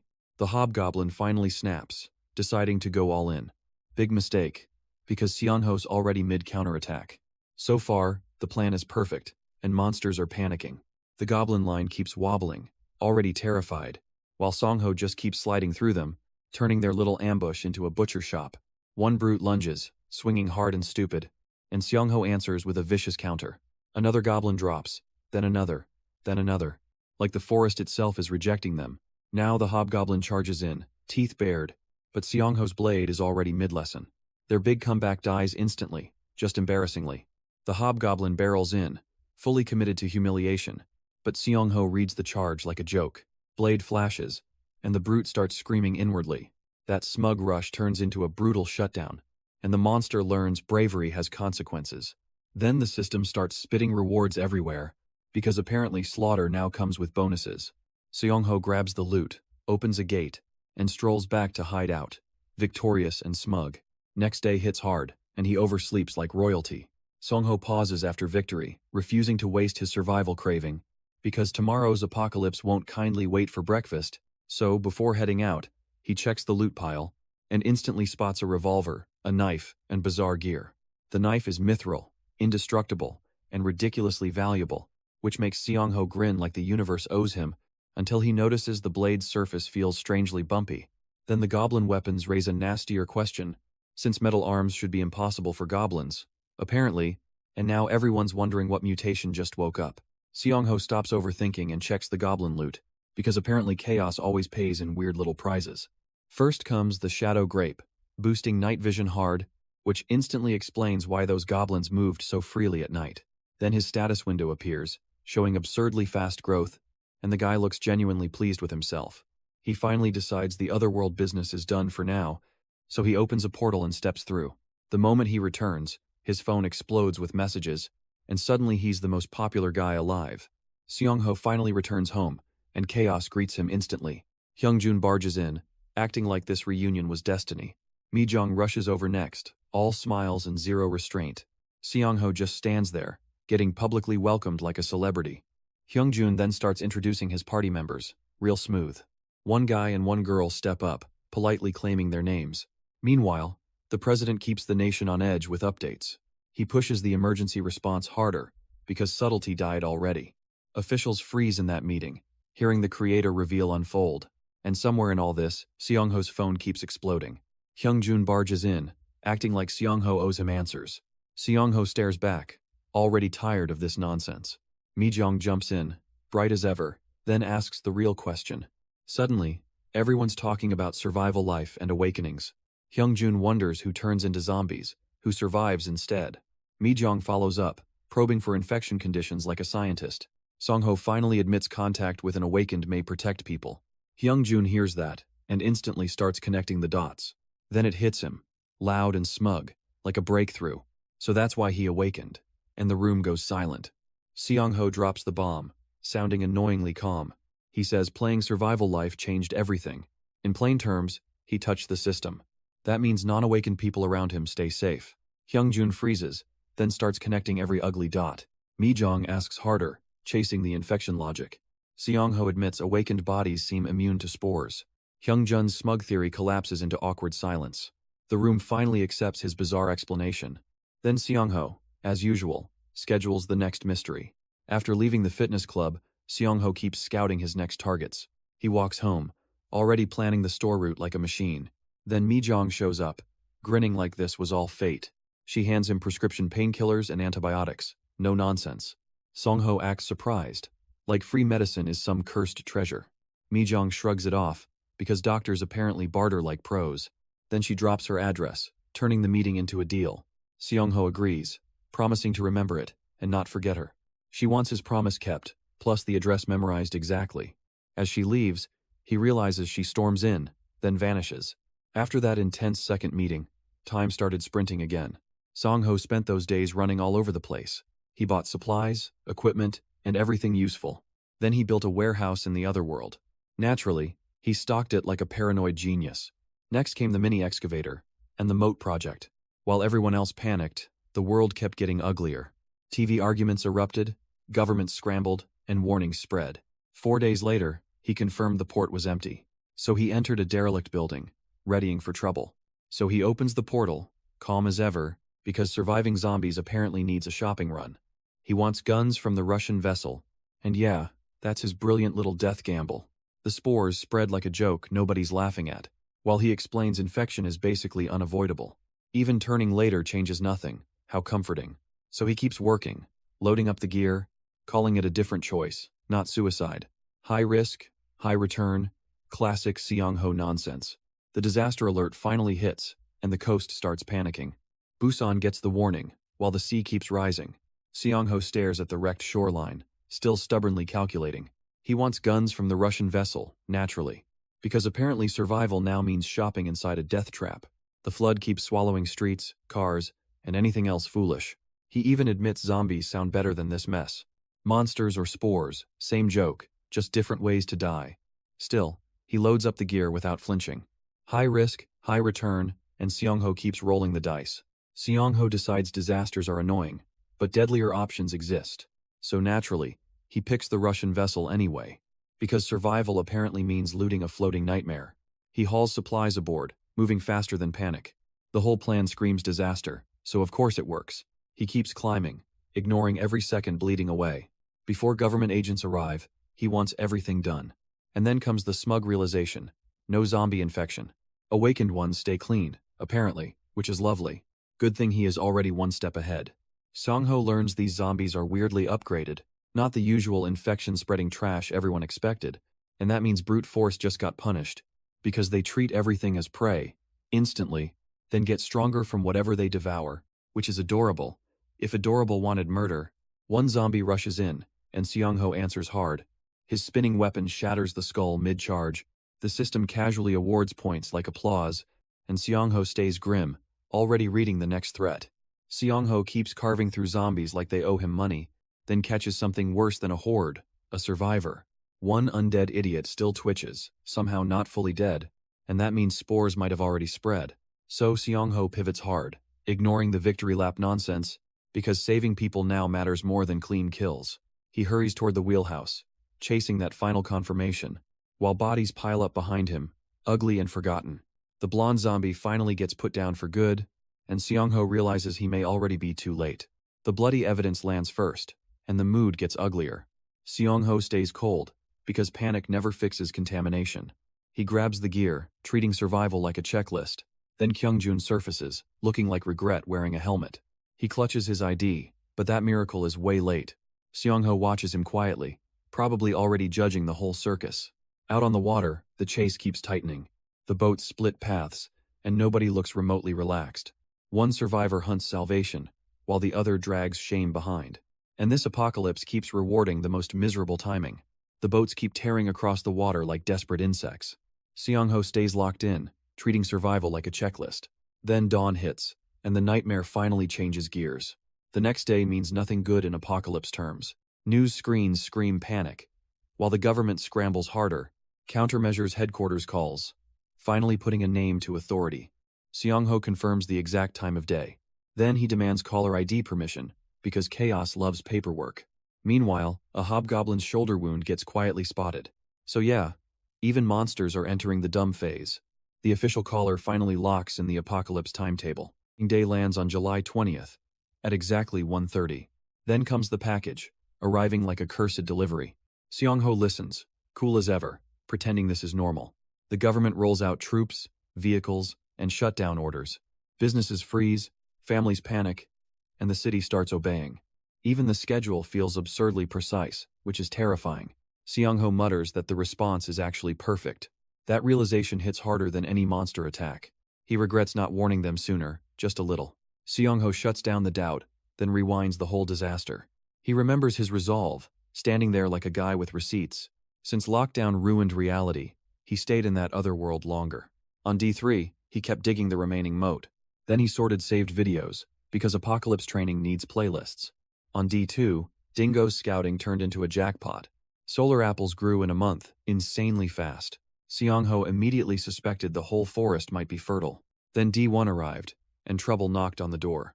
Inside, 2 sweet potato jellies were missing, naturally. Seong-ho spots a shriveled grape and instantly smells nonsense. Then he turns to Dingo, the fluffy prime suspect. The cub denies everything, which only makes it funnier. Seong-ho narrows his eyes and starts playing detective. Dingo keeps acting adorable, like innocence pays rent. So he checks the CCTV, because trust is dead. There it is, the tiny thief entering through doggy doors. The little menace trades grapes, then steals the jelly. Even the footage looks offended by this genius crime. Seong-ho loses patience, while Dingo keeps pretending to be cute. Song-ho finally kills the stupid tension and starts introductions. Hyungjun points out the last gym member, acting way too proud. Seriously, this guy walks in like he owns the couch. He introduces himself as Yoo-hyun, all nervous and polite. Then comes the desperate resume dump, classic recruit audition nonsense. He claims electrical engineering, which apparently counts as a survival superpower. Seong-ho immediately locks onto that and mentally files him useful. Hyungjun keeps chatting, while the woman stays icy and silent. The whole room settles into awkward trust exercises and fake calm. And yeah, everyone's pretending this introduction went completely normal. A worried father drives back, hoping to find his daughter safe. Then the road turns ugly, with barricades blocking everything. Soldiers are already moving people out, like the panic's spreading. A shelter popped up in the citizens' park, naturally. Yeah, because nothing screams normal like emergency concrete fencing. Mi-jong finally speaks, dropping what she overheard at the mart. Hyungjun stiffens, while Seong-ho starts connecting the ugly dots. The government knows the apocalypse is coming, and worse. They also know the president has a plan. Seong-ho quietly takes it in, because this mess just escalated. Song-ho starts by framing the whole mess as information warfare, because understanding the apocalypse needs more than blind panic. He reminds everyone the government already knows too much, and that orderly apocalypse is somehow the plan now. The group sits frozen as the dates start dropping. July 16th, then July 20th, like a countdown to doom. Hyungjun nearly explodes, babbling about rushing to family, but the room slams his panic back into place. Seong-ho cuts through the noise and opens the files, revealing a tutorial guide and survival intel. Seong-ho drops the secret manual, and everyone gets serious fast. Mi-jong listens, already sensing this plan is dangerously specific. He tells them to use every bit of information. Then he narrows it down to strict survival rules. Midnight arrives, and the whole group finally disperses. Seong-ho and Dingo wait alone, looking absurdly prepared. He reflects on the last 32 days of chaos. Not perfect, of course, because chaos never graduates cleanly. Still, he owns every selfish move without a single regret. Then the sky erupts, and the apocalypse keeps escalating. Day finally hits, and the apocalypse stops pretending. Seong-ho has already finished every basic survival prep. Bulletproof glass, reinforced doors, and poison resistance. Check. Of course, he still injects himself with paralysis poison, because normal training is for people without apocalypse plans. Then he grinds through reps until 300. Man's basically speedrunning, suffering like it owes him money. After that, he changes gear and eats with Dingo. The cub snacks peacefully, while Seong-ho waits for 9. And just like that, disaster's opening act begins. The president finally steps forward, calm as a funeral. Yeah, the apocalypse got its own press conference. He lays out the emergency, and everyone freezes. Song-ho watches, already moving like the clock is screaming. 4 hours left, and is still building his edge. Supplies get checked, gear gets packed, nerves get ignored. Then reality hits, and the streets turn feral. People swing, shove, and lose every trace of dignity. One idiot even celebrates like doom is a hobby. Seong-ho just keeps preparing, because panic is for amateurs. Seong-ho gets fresh intel, and the government's still scrambling. A shelter location appears, neatly marked like a lifeline. He studies it, already judging the state's damage control. For once, the authorities actually look useful. He even thinks the apocalypse might be bearable, somehow. Then comes the catch, because human nature never behaves. One hand grabs the paper, firm and practical. Another grips back, sealing the ugly little deal. No speeches, no heroics, just survival, staying businesslike. Seong-ho keeps moving, because hesitation gets people eaten. Song-ho decides the preparations aren't over, naturally. Because 3 minutes before spores hit, panic gets expensive.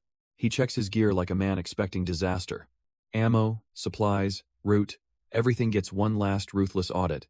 Then he notices the clock, and the joke dies.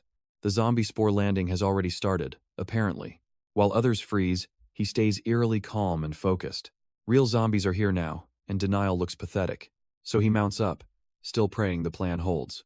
Because surviving this mess demands speed, not optimism. Seong-ho tears through the street, helmet on, nerves locked down. The zombie count is lower than expected, annoyingly manageable. That tiny silver lining looks almost suspiciously convenient. Ahead, undead bodies stagger out with hungry, glowing eyes.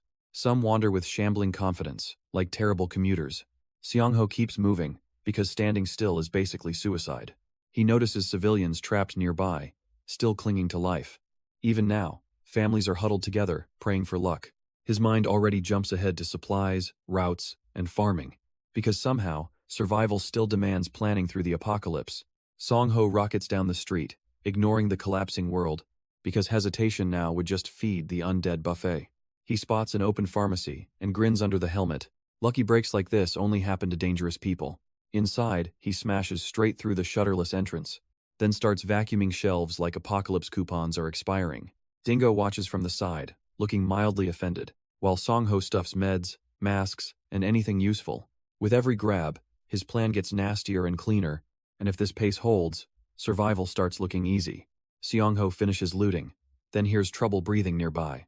That oxygen cutter was loud, way too loud. Of course, the dead start wandering over immediately, because subtlety died with the apocalypse, obviously. He spots the horde, all blank eyes and hunger. His thoughts snap back to the Russian vessel disaster, where noise always turned into a zombie invitation. The pharmacy score suddenly looks less like a win, more like a shiny little trap with bad lighting. And Seong-ho stands there, facing the incoming mess. Of course the zombies swarm in right after the noise. Early feeders are weak, and these guys prove it fast. Seong-ho swings first, turning panic into free points. One after another, the undead fold like cheap paper. Reality, shockingly, runs easier than the game. The oxygen cutter shreds through them with ugly efficiency. He barely blinks, because this trash mob is amateur hour. Then he notices the bigger problem lurking behind them. This whole walk-up was bait, not a lucky farm. And Seong-ho's little win suddenly looks dangerously fake. Seong-ho steps forward, like the horde is already finished. He decides to drop them all at once. The zombies swarm in, looking painfully overconfident. That confidence dies fast, along with their bodies. Seong-ho slashes through them, calm as a checkout clerk. He even mocks the idea of being scared. 5,000 hours of experience buys zero mercy here. Then he spots the real trick behind the rush. This wasn't a hunt, it was bait. So now he brings out the fire. Seong-ho finishes the zombies, then grabs the hardware store loot. Of course, the stash is already stripped bare, so he heads for the police station instead. Bad news though, the armory's been raided too. He pauses for one beat, then keeps moving. Dead bodies line the parking lot like discarded trash. One corpse even clutches a gun in defeat. Still, Seong-ho finds exactly what he wanted. More zombies start swarming his position from ahead. He just stares back, eyes cold and ready. Seong-ho's perception jumps again, and the zombies look painfully slow. Terrain sense from the hobgoblin makes every dodge absurdly easy. He slips through the swarm, like they're standing in mud. Then he reaches the motorcycle specialty shop. Still annoyingly composed. Of course, the place is already cleaned out, so he dumps the remaining ATV and loot through the portal. A quick status check shows boosted stats and nasty debuffs. He takes a short rest, because even monsters need manners. Then he heads back out, ready to farm again. And right on cue, fresh trouble comes roaring in. Kwon finally corners him, shouting like a man possessed, but Song-ho just keeps riding, annoyingly calm as ever. The blonde idiot screams for a rematch, then lunges, and Seong-ho answers by dropping a portal mid-chase. Kwon demands answers, but gets pure disrespect instead, because Seong-ho casually orders him to keep watching zombies. Then comes the big comedy show, simple murder talk. While Song-ho insists the system won't even punish him, Kwon's confidence starts leaking fast, right along with fear, and Seong-ho vanishes, leaving him chasing ghosts again. Kwon keeps barking, but Seong-ho just stands there unfazed, then hits him with pure, surgical disrespect. He calls Kwon out for chasing loot, and reminds him this whole mess was his fault. Kwon tries talking big, yet the fear leaks through, because every answer only digs his grave deeper. Seong-ho doesn't even raise his voice, which hurts more. Then he twists the knife with one last jab, making Kwon realize the chase was always hopeless. So the blonde clown finally starts folding under pressure. Song-ho thanks him coldly, and Kwon finally starts cracking. The blonde wannabe admits he is trash too, which is hilarious, because it changes absolutely nothing. Seong-ho stays calm while the pressure keeps piling up, and Kwon's bravado evaporates into pure begging. Then the real punishment arrives, in the ugliest way, as zombies swarm him like he ordered takeout. Suddenly his big game talk turns into screaming, and even his thoughts collapse into filthy regret. Seong-ho just watches, because karma does the rest. Kwon's hand slips through blood, and his panic turns uglier, while Seong-ho stays masked, calm, and annoyingly unbothered. The system then drops its verdict, and it's brutal. Kwon gets labeled a murderer, with zero wiggle room. But hey, there's a catch. Because the system judges involvement, That tiny loophole is basically the only mercy here. Naturally, killing powers now unlock points, skills, and upgrades, because apocalypse rules always sound like a scam. Then the system warns the murderer to keep killing, and Death Field opens, like the universe just smiled. 3 players gather, and the barrier locks shut. The system forces a chant, like a sick ritual. Bunny Princess gets serious, which is already hilarious. Seong-ho quietly studies the setup, unfazed as ever. The system spits out loopholes, then hands out power. Kwon realizes this arena is basically poison. He panics as bodies drop all around him. Seong-ho reminds everyone this is not a game. Then he proves it, brutally and without hesitation. Kwon's last hope dies with the crowd. Seong-ho studies the room, already seeing the joke coming. The system's loopholes keep stacking, then weaponize everything. Meanwhile, the others panic like extras in a disaster movie. Weapons come out, and suddenly courage looks embarrassing. Seong-ho keeps walking, calm as a guy buying groceries. One fool talks big, then gets mocked instantly. Another threatens violence, because subtlety died ages ago. The whole group squares off, and it's pure mess. Seong-ho doesn't flinch, which somehow makes them worse. Now everyone's armed, scared, and horribly outclassed. Then one idiot finally snaps, and opens fire first. The shot tears through the room, proving bravado is cheap.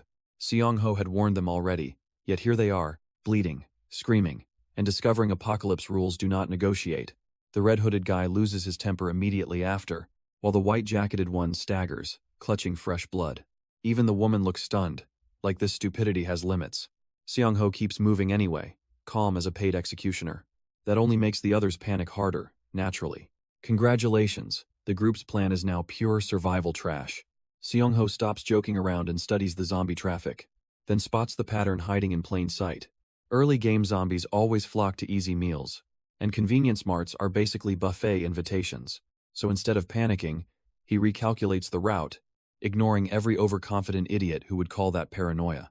Dingo stays glued to him, tiny but deadly serious, while the horde keeps gathering around the supply spots.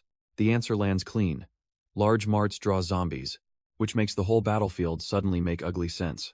Seong-ho decides the marshy parking lot is a disaster zone, then casually proves why careful players survive longer. He drags fuel across the ground like a cheat code, turning the whole area into a slick death trap, because apparently, oil plus zombies equals stupidly efficient farming. He even eyes the setup like a veteran, thinking this is a golden chance to level up. Then he checks the shop unlock, because of course he does, while Dingo stays glued beside him, tiny and dead serious. With prep done, Seong-ho asks if it's enough.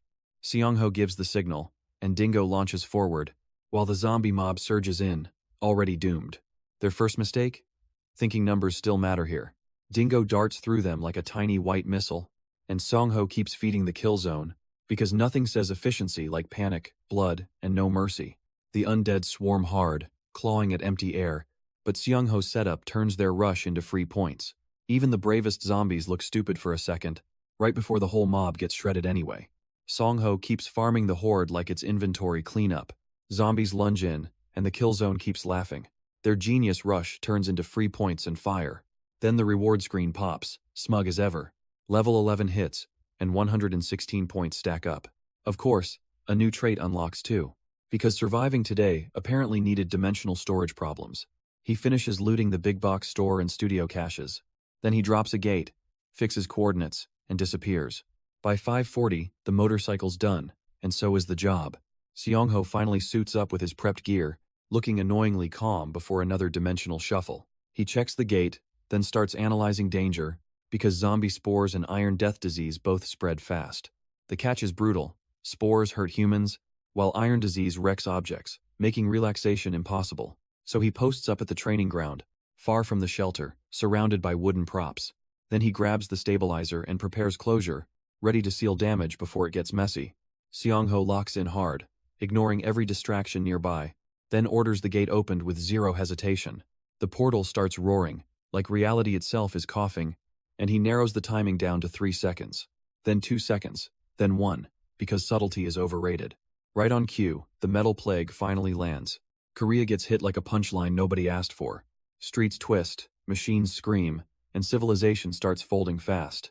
Even parked cars look cursed under that falling disaster. Seong-ho watches it all, already sealing the damage shut. The gate still roars, while the city keeps collapsing. Seong-ho stares through it, already judging the damage. Then he spots the aftermath, and even he winces. The blast ruined everything, like a disaster with swagger. He checks the situation, muttering that luck is fake. The whole mess reeks of missing steel balls. That joke lands, then reality punches back again. So he stops joking and starts closing the gate. Blue energy swirls hard, sealing the escape route. Just like that, the disaster gets locked outside. Song-ho walks back, pretending the situation makes perfect sense, then finds tiny monsters hauling cargo like overexcited delivery workers. They look adorable, which is already a dangerous weakness, so he casually inspects them while keeping his survival brain on. Instead of food, he asks for rare, special loot, and the little guys basically freeze, like he just flipped reality. He even offers a trade, sweet potato jelly for goods, and suddenly the monsters are scrambling to satisfy his weird demands. The red one looks stunned, the others just keep hovering, because somehow, Seong-ho turned goblins into bargain hunters. Song-ho stares at the goblins, then immediately switches tactics, because brute force is apparently for amateurs and idiots. He keeps bargaining, and the monsters actually listen, which is hilarious, considering they're supposed to be the monsters here. Then Jodok relays the message to the beetle swarm, and suddenly the whole forest starts acting civilized. The system confirms successful communication. Like this, madness is normal.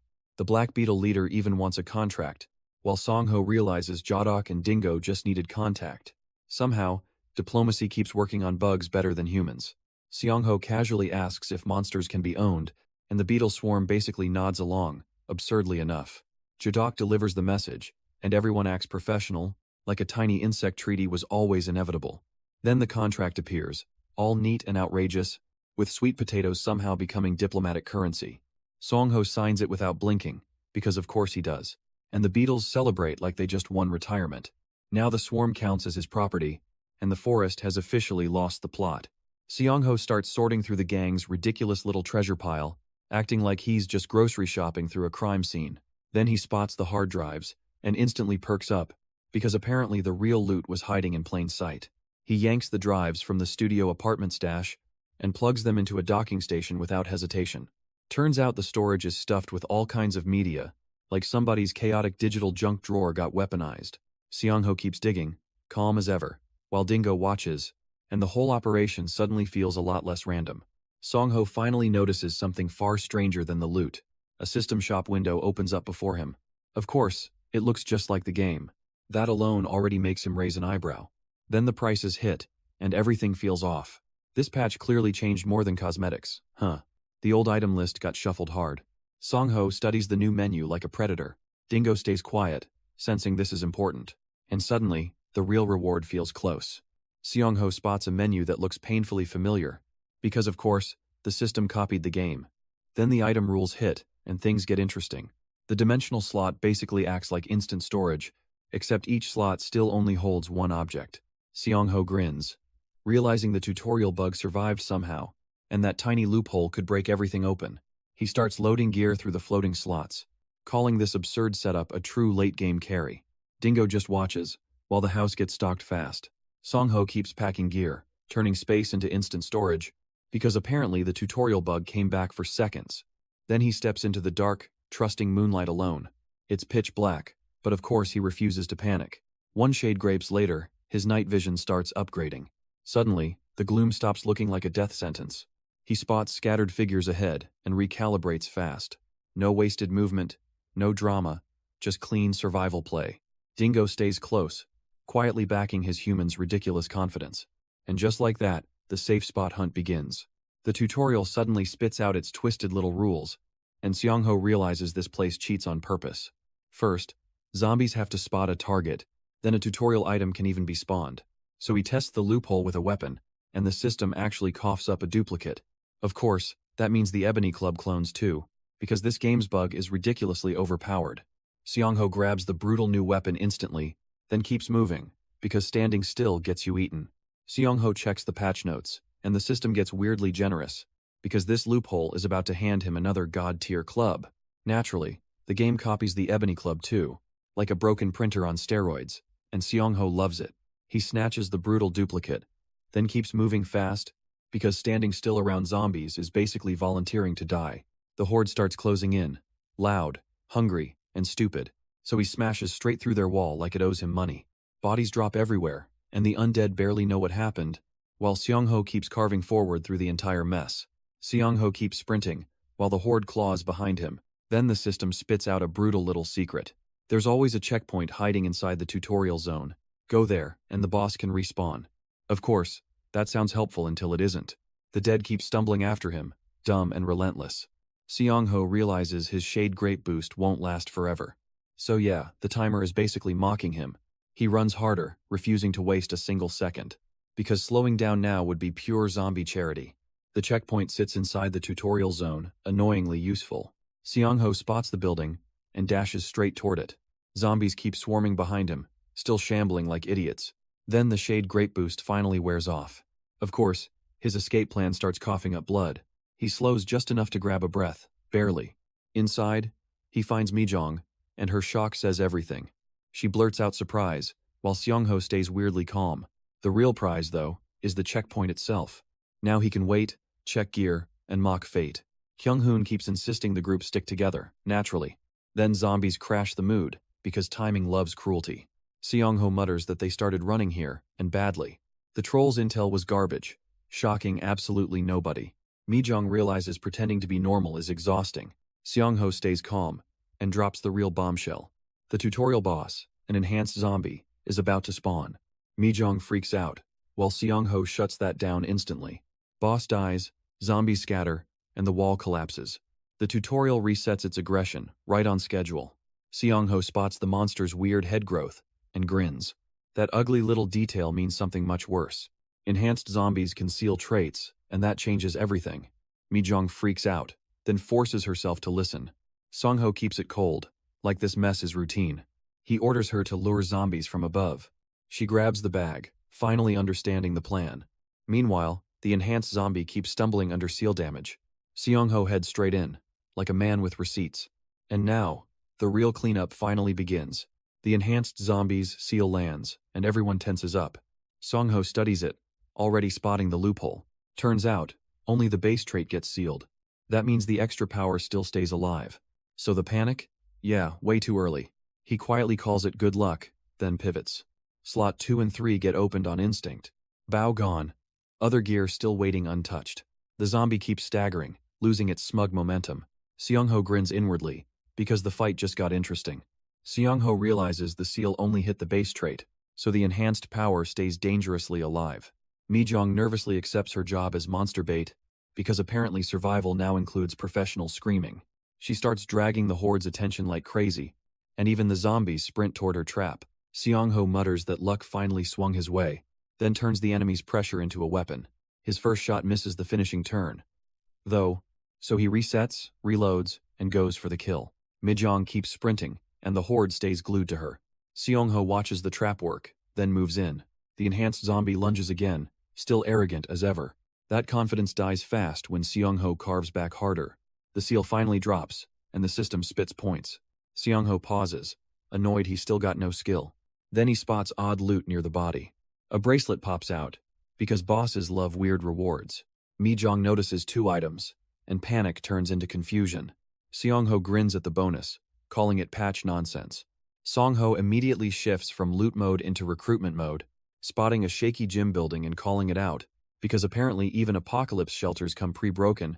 Mi-jong panics at the slanted structure, then listens, as Seong-ho explains the upper floors looked safer before, and that's rich, coming from a building auditioning for collapse. He decides they should move once everyone gets gathered, then casually brings up the killer system again, which hits Mi-jong like a jump scare with a name tag. And then Hyungjun shows up, because trouble loves timing. Hyungjun finally reaches Seong-ho, all casual and suspicious. Hess acting friendly, but the questions come fast. Seong-ho says the tutorial was a total scam. No rewards, no checkpoints, just misery and zombies. Hyungjun almost laughs, then realizes that's the truth. He asks about missing items, looking genuinely confused. Seong-ho shrugs it off like it's painfully obvious. Every place was swarming, so survival was the real reward. Mi-jong stays nearby, listening as the mood curdles. Yeah, this tutorial was built by absolute sadists. Hyungjun starts piecing the nonsense together, still skeptical at first. Then Seong-ho drops the hammer, calling survival life's logic unstable. He explains rewards can trigger from helping, not just killing, which hits Hyungjun like a brick wrapped in regret. So the system wasn't clean rules, just shifting garbage, and Songho's first awakening was basically a pre-registration bonus. That means survivors may not be equals at all, because the tutorial could hand out traits whenever it feels like it. Hyungjun freezes, realizing his confident assumptions were embarrassingly flimsy, while Mijong just watches, quietly horrified by the mess. Seongho realizes traits can't be revealed casually anymore, because jealous reactions could wreck the whole setup. Hyungjun stares like his brain just missed a turn, while Mijong quietly fears the truth getting uglier. So Seongho sticks to the plan. For now, saving his real trait for trusted allies only. Bunny Princess keeps grinning, acting like this is a joke, because subtlety has never been her strongest skill. Seongho then thinks about who can keep pace, and that list looks painfully short. Seongho keeps his tone light, but stays carefully guarded. Hyungjun keeps prying, still clueless about the bigger picture. Seongho answers just enough, never handing over the real prize. He shifts the conversation toward leveling, not pointless bravado. Hyungjun hears that and instantly gets more interested. Of course he does, because curiosity loves bad timing. Songho then reveals the shop matters far more than loot. That answer lands like a trap door opening beneath Hyungjun. Mijong just listens, tense as the room keeps narrowing. Songho, meanwhile, quietly sets up his next move. Hyungjun keeps poking, desperate to pin Seongho down. Seongho answers just enough, never handing over the prize. That only makes Hyungjun lean in harder, naturally. Then the talk shifts to levels, and things get spicy. Hyungjun starts acting curious, like surprise discovery is his hobby. Songho casually implies the shop matters more than loot. Mijong nervously backs him up, trying to smooth the mess. Hyungjun gets covered for, and instantly feels less awkward. Seongho tosses them snacks and goofy binoculars, then stands. After all that, he still walks off like nothing happened. Hyungjun leans in, acting curious, but it's really panic. Seongho hands him the truth, wrapped in deadpan calm. Then comes the wife story, and wow, brutal. Hyungjun admits he faked eating, fearing muscle loss. That excuse lands like a faceplant, honestly. Seongho listens, unreadable, while Hyungjun keeps digging deeper. The big confession spills out, messy and embarrassing. Songho says hidden things exist in everyone's life. He finishes by promising the level gap will close. And somehow, Hyungjun looks even more cooked now. Seongho tells her to survive until everyone reunites. And the promise hits harder than any cheap pep talk. She reaches out, steadying herself beside his gloved hand. Then Seongho keeps moving, like nothing can shake him. He casually reminds himself the warehouse stash saved everything, because disaster loves a weak spot, and he hates those. The frozen ground forces his next big project to pause, so naturally, he starts reviewing plans instead of panicking. Survival life flashes back in his head, all blood and obsession, and Seongho smiles, already plotting the next move. The game's brutal rule finally gets spelled out, plain and ugly. Players can stack 5 items, and 10 skills. Push past that limit, and the system punishes greed. So yeah, cheating the apocalypse sounds adorable in theory. Seongho hears the rule, then instantly starts calculating. Mijong spots him again, sounding relieved and rattled. He shrugs it off, because zombies never got softer. Nothing changed, really, except the list of variables. So he keeps stockpiling supplies and upgrading his toolkit. Survival stays the same mission, no matter the patch. Seongho narrows the mission down to survival priorities, because the otherworld forest still needs a proper strategy. First, finish the moat and deal with the owlbear. Then he quietly adds the real grind. Fireworks. Festival fireworks, plus tracking that hillside villa party. Long term, the problem gets even messier. Midnight will knock the zombies out cold, and Seongho plans to raid Gwangali for fireworks. Mijong panics at the endless checklist, then keeps up. Seongho studies the weapons, while she pleads for sanity. Seongho spots the real problem, and it is ridiculous. Kwan slips outside, claiming something felt seriously off. Of course, Seongho immediately notices that obsessive little pest. The guy admits they plan to burn his house. Then he smugly says he only came for fireworks. Mijong looks ready to expire from sheer checklist fatigue. Seongho explains zombies sleep at midnight, conveniently enough. That means the streets briefly become free real estate. He adds another catch, level 7 players only. Kwan grins, while Mijong suffers in silence. Seongho casually drops the trap, and Kwan stiffens, because that little fireworks excuse suddenly sounds pathetic. He reveals the keepers won't show at level 5, which means Kwan's whole scheme was already doomed. Then Seongho twists the knife, accusing bad intel, and Kwan's smug face starts melting into panic. Mijong stays frozen, already exhausted by this nonsense, while Seong-ho decides to raid the hideout first. Kwon scrambles to recover, but the damage is done, and now he's just another clown chasing Seong-ho's shadow. Seong-ho bolts forward, already done with Kwon's garbage excuses, while Kwon keeps shouting, desperate to grab him somehow. Mijong follows, tired already, because this mess never ends, and Seong-ho splits them up like it's just another errand. Kwon rushes left, then instantly regrets every life choice, because a grotesque zombie drops in, grinning like trouble. The thing bears down on him, and panic detonates fast, while Seong-ho smashes through the opening with brutal timing. Kwon realizes the plan is dead, along with his pride, and the monster still thinks it's winning, which is adorable. The zombie drops in, all teeth and swagger, and Kwon instantly remembers what terror tastes like. Seong-ho stays calm, because panic is for amateurs, then starts feeding the monster bullets like punishment. The enhanced freak staggers, but keeps coming anyway, which is hilarious, considering it already lost the moment it blinked. Seong-ho shrugs off the pressure and keeps firing, while Kwon's pride leaks out with the blood. Then the system flashes rewards for the cleanup, and Seong-ho quietly judges killing as unavoidable. Seong-ho leaves the bloodbath behind, then heads to Kim Cheol-jun's hideout. Dingo trots beside him, because subtlety died ages ago. The place is packed with loot, cigarettes, and booze. Seong-ho immediately clocks the supplies, and keeps his poker face. Turns out, the early morning farming went absurdly smoothly. Of course, the real fun starts with sleeping zombies. Seong-ho stalks them quietly, like a professional nightmare. One by one, he deletes the entire floor. Dingo keeps watch, looking way more useful than most people. And Seong-ho just keeps harvesting points, annoyingly composed. Seong-ho wraps up the farming run without breaking a sweat, and the loot pile keeps getting more ridiculous. Cigarettes, booze, and supplies stack up like jackpot tribute, while Dingo acts thrilled, like a tiny war fan. Then Seong-ho notices the real problem, moving everything again, because hauling supplies twice is the kind of pain that makes even a survival pro sigh in silence. He starts planning the Villa District route next, plus the nearby shelter, and Kwon Kyung-jun's base. Then the weather flips hard, like the world's trolling. For 2 straight days, typhoons pounded the real world. Seong-ho stayed put, digging the moat instead of panicking. Moving in, that frozen nightmare would have been absurdly risky. So he ate the discomfort and kept working. Another day passed, and the trench finally deepened. Then the thaw rolled in, melting the ice walls. At last, the whole mess started feeling livable. Seong-ho still hated the grind, naturally, because survival loves irony. Most awakened remain trapped by the storm outside. Now he can move on to the next step. So guns finally unlock, and Seong-ho instantly smells profit. Dingo sniffs out the perfect hunting ground again. Naturally, the white pup acts like a tiny genius. Seong-ho checks his watch and counts his blessings. Terrain sense levels up, and the forest gets smaller. Then the owlbear shows up, looking painfully overconfident. Seong-ho answers with a rifle and zero hesitation. 15 bullets sound decent, until ammo becomes precious. He stays efficient, because panic wastes every last round.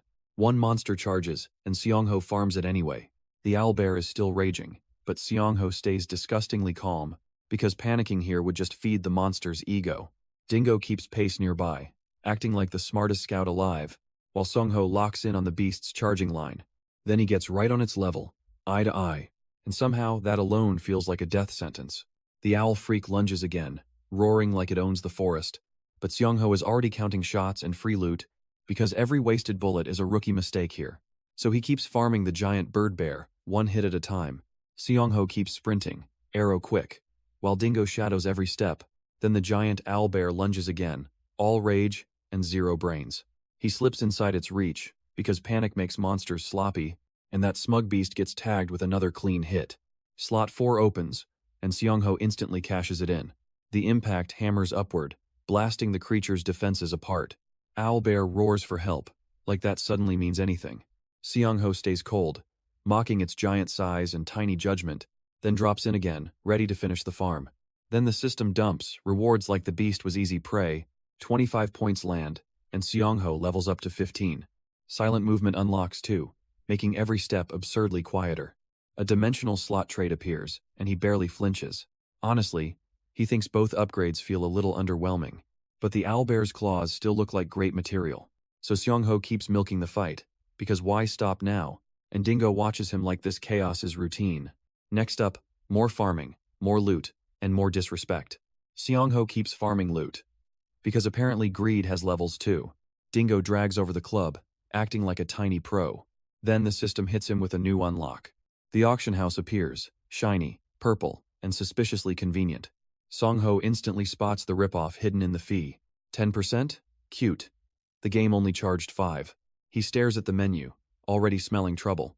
Someone had listed an item first, which changes everything. Seong-ho freezes, realizing this thing is real. Song-ho reads the new trait requirement, and instantly stiffens. If combat types matter, veterans suddenly look terrifying. That means non-combat players can still outscale him. Then the auction item screen drops in, all smug. Old Ebony Club appears first, proving this system sells loot. Seong-ho spots the comment feed, and smells a trap. Nobody knows others' identities unless they reveal themselves. So that weird masked player? Definitely not just cosmetic. Seong-ho keeps staring, already piecing the whole scam together. Song-ho studies the auction feed, already smelling something rotten. Then a random player greets him, like this is casual. Rabbit Princess crashes in next, bragging with zero shame. Seong-ho clocks the username, and stays suspiciously polite. Gimbaplover answers too, sounding weirdly defensive for no reason. The replies come slow, which only makes Seong-ho grin harder. He presses about the president, testing for hidden connections. The masked chatterbox admits acting alone, not government-linked. Seong-ho immediately suspects Sura knowledge and trait secrecy. Seong-ho clocks the anonymous chatter and keeps his guard up.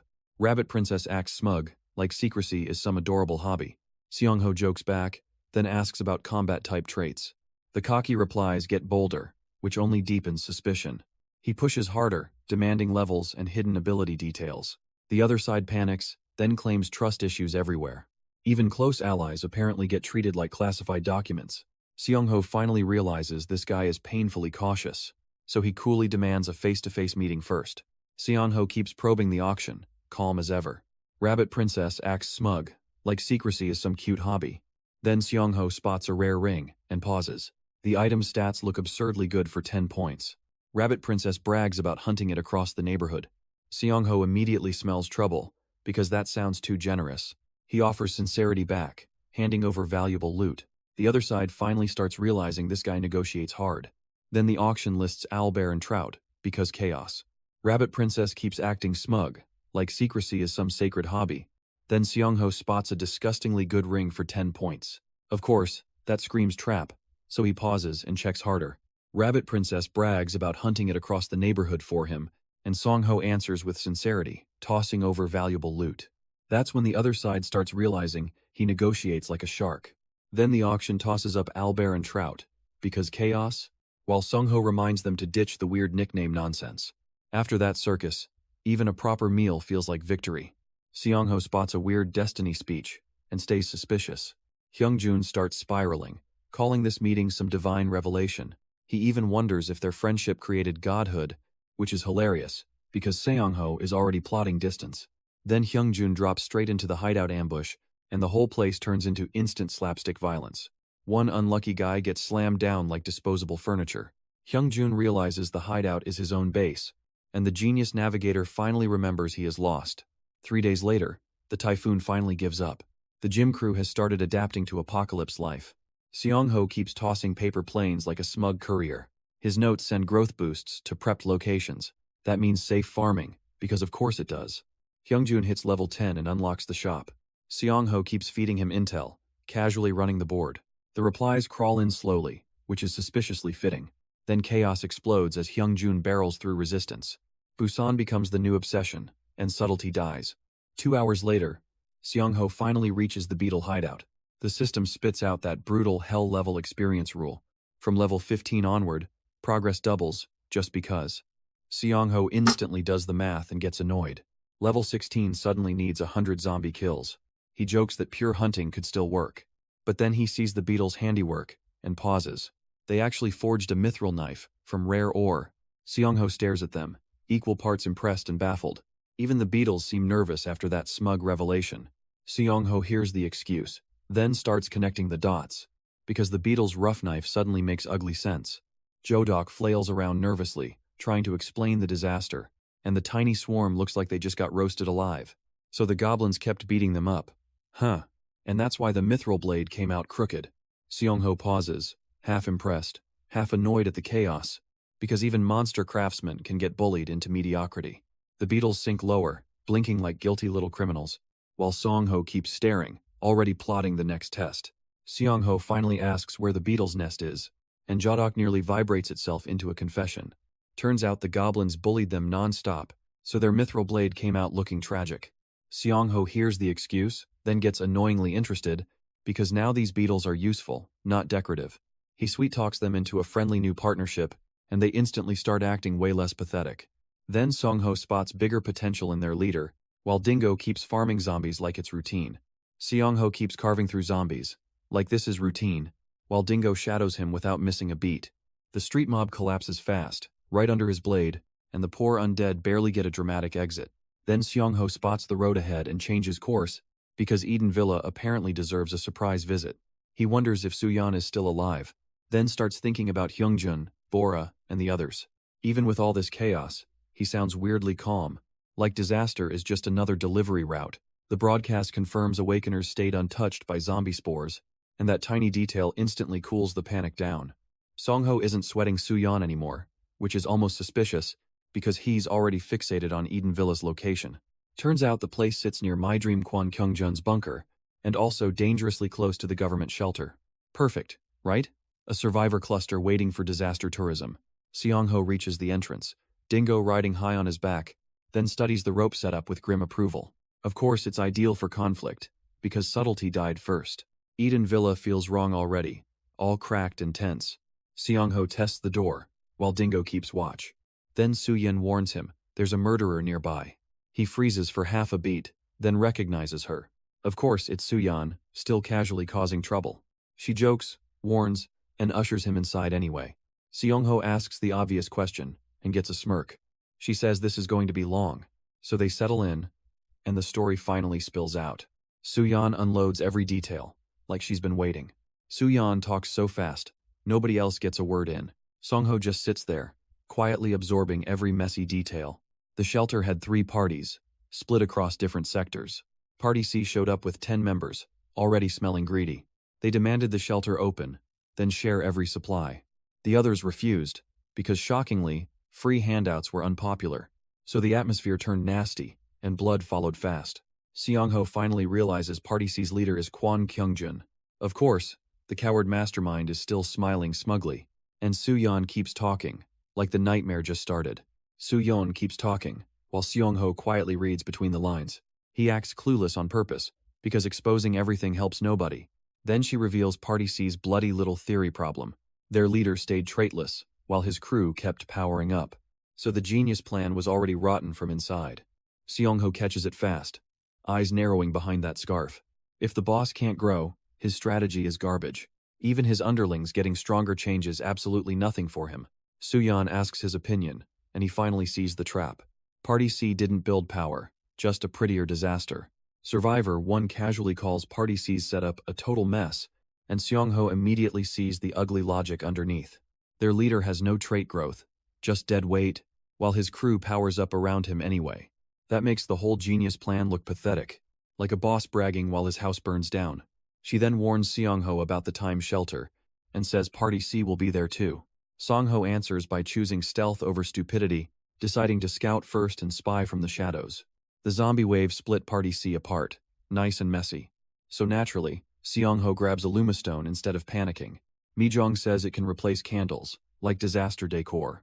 Song-ho instantly realizes the shop has already opened. Dingo stays glued to him, the tiny loyalty king. Meanwhile, the government keeps purging Sector B, very subtle. One official smugly reports the remaining members are moving supplies. Then he casually suggests killing one more Party A member. The seated leader agrees, because villain meetings love efficiency. Seong-ho hears enough, and keeps planning the stealthy approach. Now the hunt shifts, and the targets start scattering. The report comes in, cold and annoyingly efficient. They spot Team as woman heading downtown alone. Of course, the officials light up like idiots. Send the murderer there, they decide, because subtlety died. She keeps walking while their net tightens behind her. Meanwhile, Kwon Kyungjun starts fully losing his composure. His trade isn't working right, and that's catastrophic. He finally admits the problem is urgent, very urgent, because without a fix, he's absolutely cooked. Kwon Kyungjun keeps spiraling, staring down a fatal poison problem, His face says it all, pure panic and bad math. Meanwhile, the officials boast they captured the zombies already. Yeah, real heroic work for guys just standing around. Quan then gets the brutal update from the system. 40 points, level 9, and 6 levels still missing. That means the deadline is still mocking him. So instead of breaking completely, he snaps into command mode. He orders everyone to listen up and prepare, because if this goes wrong, he gets eaten next. Songho doesn't waste time, and starts laying down the mission. 3 tasks, clean and brutal, no room for whining. First, Hell find the time shelter's locking mechanism. Second, Hell capture zombies and drag them back alive. Quan hears that and instantly looks even more cooked. Then Seongho teases him, calling out that frenzy. He stays annoyingly calm, while Dingo watches in silence. Mijong keeps close, holding the Lumastone and backing him. Quan finally caves, dropping to his knees with a rose. Yeah, the tough guy act is officially dead now. Seongho casually corners Quan with a terrifying little question. Quan still tries selling confidence, like that ever works. Then he blames his trait, naturally, because panic needs excuses. Mijong cuts in, reminding everyone the manual warned this. She points out that nearby killers scramble a person's senses. Quan's smug survival routine gets exposed as wrong again. Seongho keeps pressing him, cool as ice in chaos. The poor guy's face says the confidence is gone. Mijong finally pushes the point, saying they need movement. And just like that, the little romance scam dies. She hears the problem, and instantly knows scattering is safer. But the killer's tracking skill makes hiding laughably hard. So the group abandons the cute romance nonsense fast. One teammate tries tracking the location, hoping for luck. Then his face changes, because the killer's already there. No grand reveal needed, just pure, ugly, bad timing. Seongho stands ahead, calm as a funeral bell. The others freeze, realizing that outfit gives everything away. A death field starts spreading over the ruined plaza. And suddenly, everybody's survival plan looks embarrassingly weak. The pair snaps from panic straight into survival mode. She says running and hiding is the only play. He freaks out, already sensing the killer nearby. Then the blonde man strolls in, all smug menace. Seongho's warning lands hard, and the mood collapses. So the group commits to the most embarrassing plan, retreat. He wonders if hiding can even save them now. She finds the answer in the manual's anti-death flashlight. Suddenly, that ridiculous gadget actually starts working, and the killer's smug advantage starts looking very fragile. The manual's ridiculous flashlight finally becomes a real weapon, and Seongho proves the book wasn't lying for once. The blonde killer rushes in, dripping smug confidence, only to eat the setup he mocked earlier. Survivor 1 crawls under pressure, still trying to reason things out, but every second just makes the situation uglier. Seongho keeps his eyes shut, reading danger instead, while the trait-sealing threat starts losing its edge. Then the overconfident bastard gets neatly turned into a warning, and the whole ambush collapses into painful embarrassment. The killer lunges in, dripping confidence and pure stupidity, thinking Seongho would freeze like everyone else, but Seongho reads the whole ambush before it lands. One sharp strike stops the rush dead cold, and the bastard's smug face finally starts cracking. Survivor 1 crawls through the chaos, still trying to understand, while the deathmatch rules keep getting uglier by the second. Seongho calmly spells out the trap behind this madness, proving escape was never the point, just bait. And now the hunter looks way more hunted. So the skybridge links the buildings, and the trap gets nastier. Of course, the death field shrinks like a cruel joke. Seongho reads the pattern, because panic is for amateurs. The killer's red-eyed grin gets meaner, then shakier. Someone needs to stay behind and hold the monster down. Sooyeon gets sent upward, while the bridge becomes the exit. She worries about Seongho, naturally, because that's what sane people do. Seongho answers with the coldest confidence possible, no hesitation.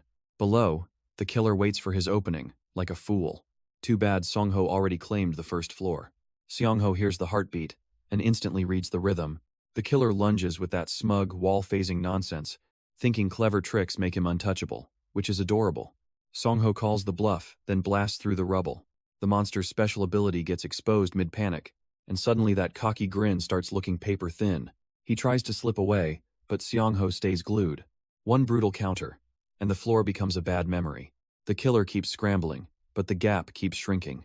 Seongho's already ahead, because amateurs never get the tempo. Kwon Kyung-jun swings wide, thinking the wall trick saves him. Seongho barely budges, already reading that pathetic escape pattern. The blade flashes, and the surprise attack gets erased. He tries phasing again, but Seongho stays glued. That smug confidence melts fast when reality bites back. Seong-ho keeps pressuring him, calm as a loaded trap. The killer panics, because every move looks embarrassingly obvious. One more reckless lunge, one more clean counter. At this point, the gap between them is cruel. Seong-ho still controls the tempo, and Kyungjun keeps collapsing. Seong-ho ignores the flashy bait and keeps closing in, because Kyungjun's little escape gimmick is already dying. The killer tries another phase, hoping for a miracle, but Seong-ho sticks like bad luck with a knife.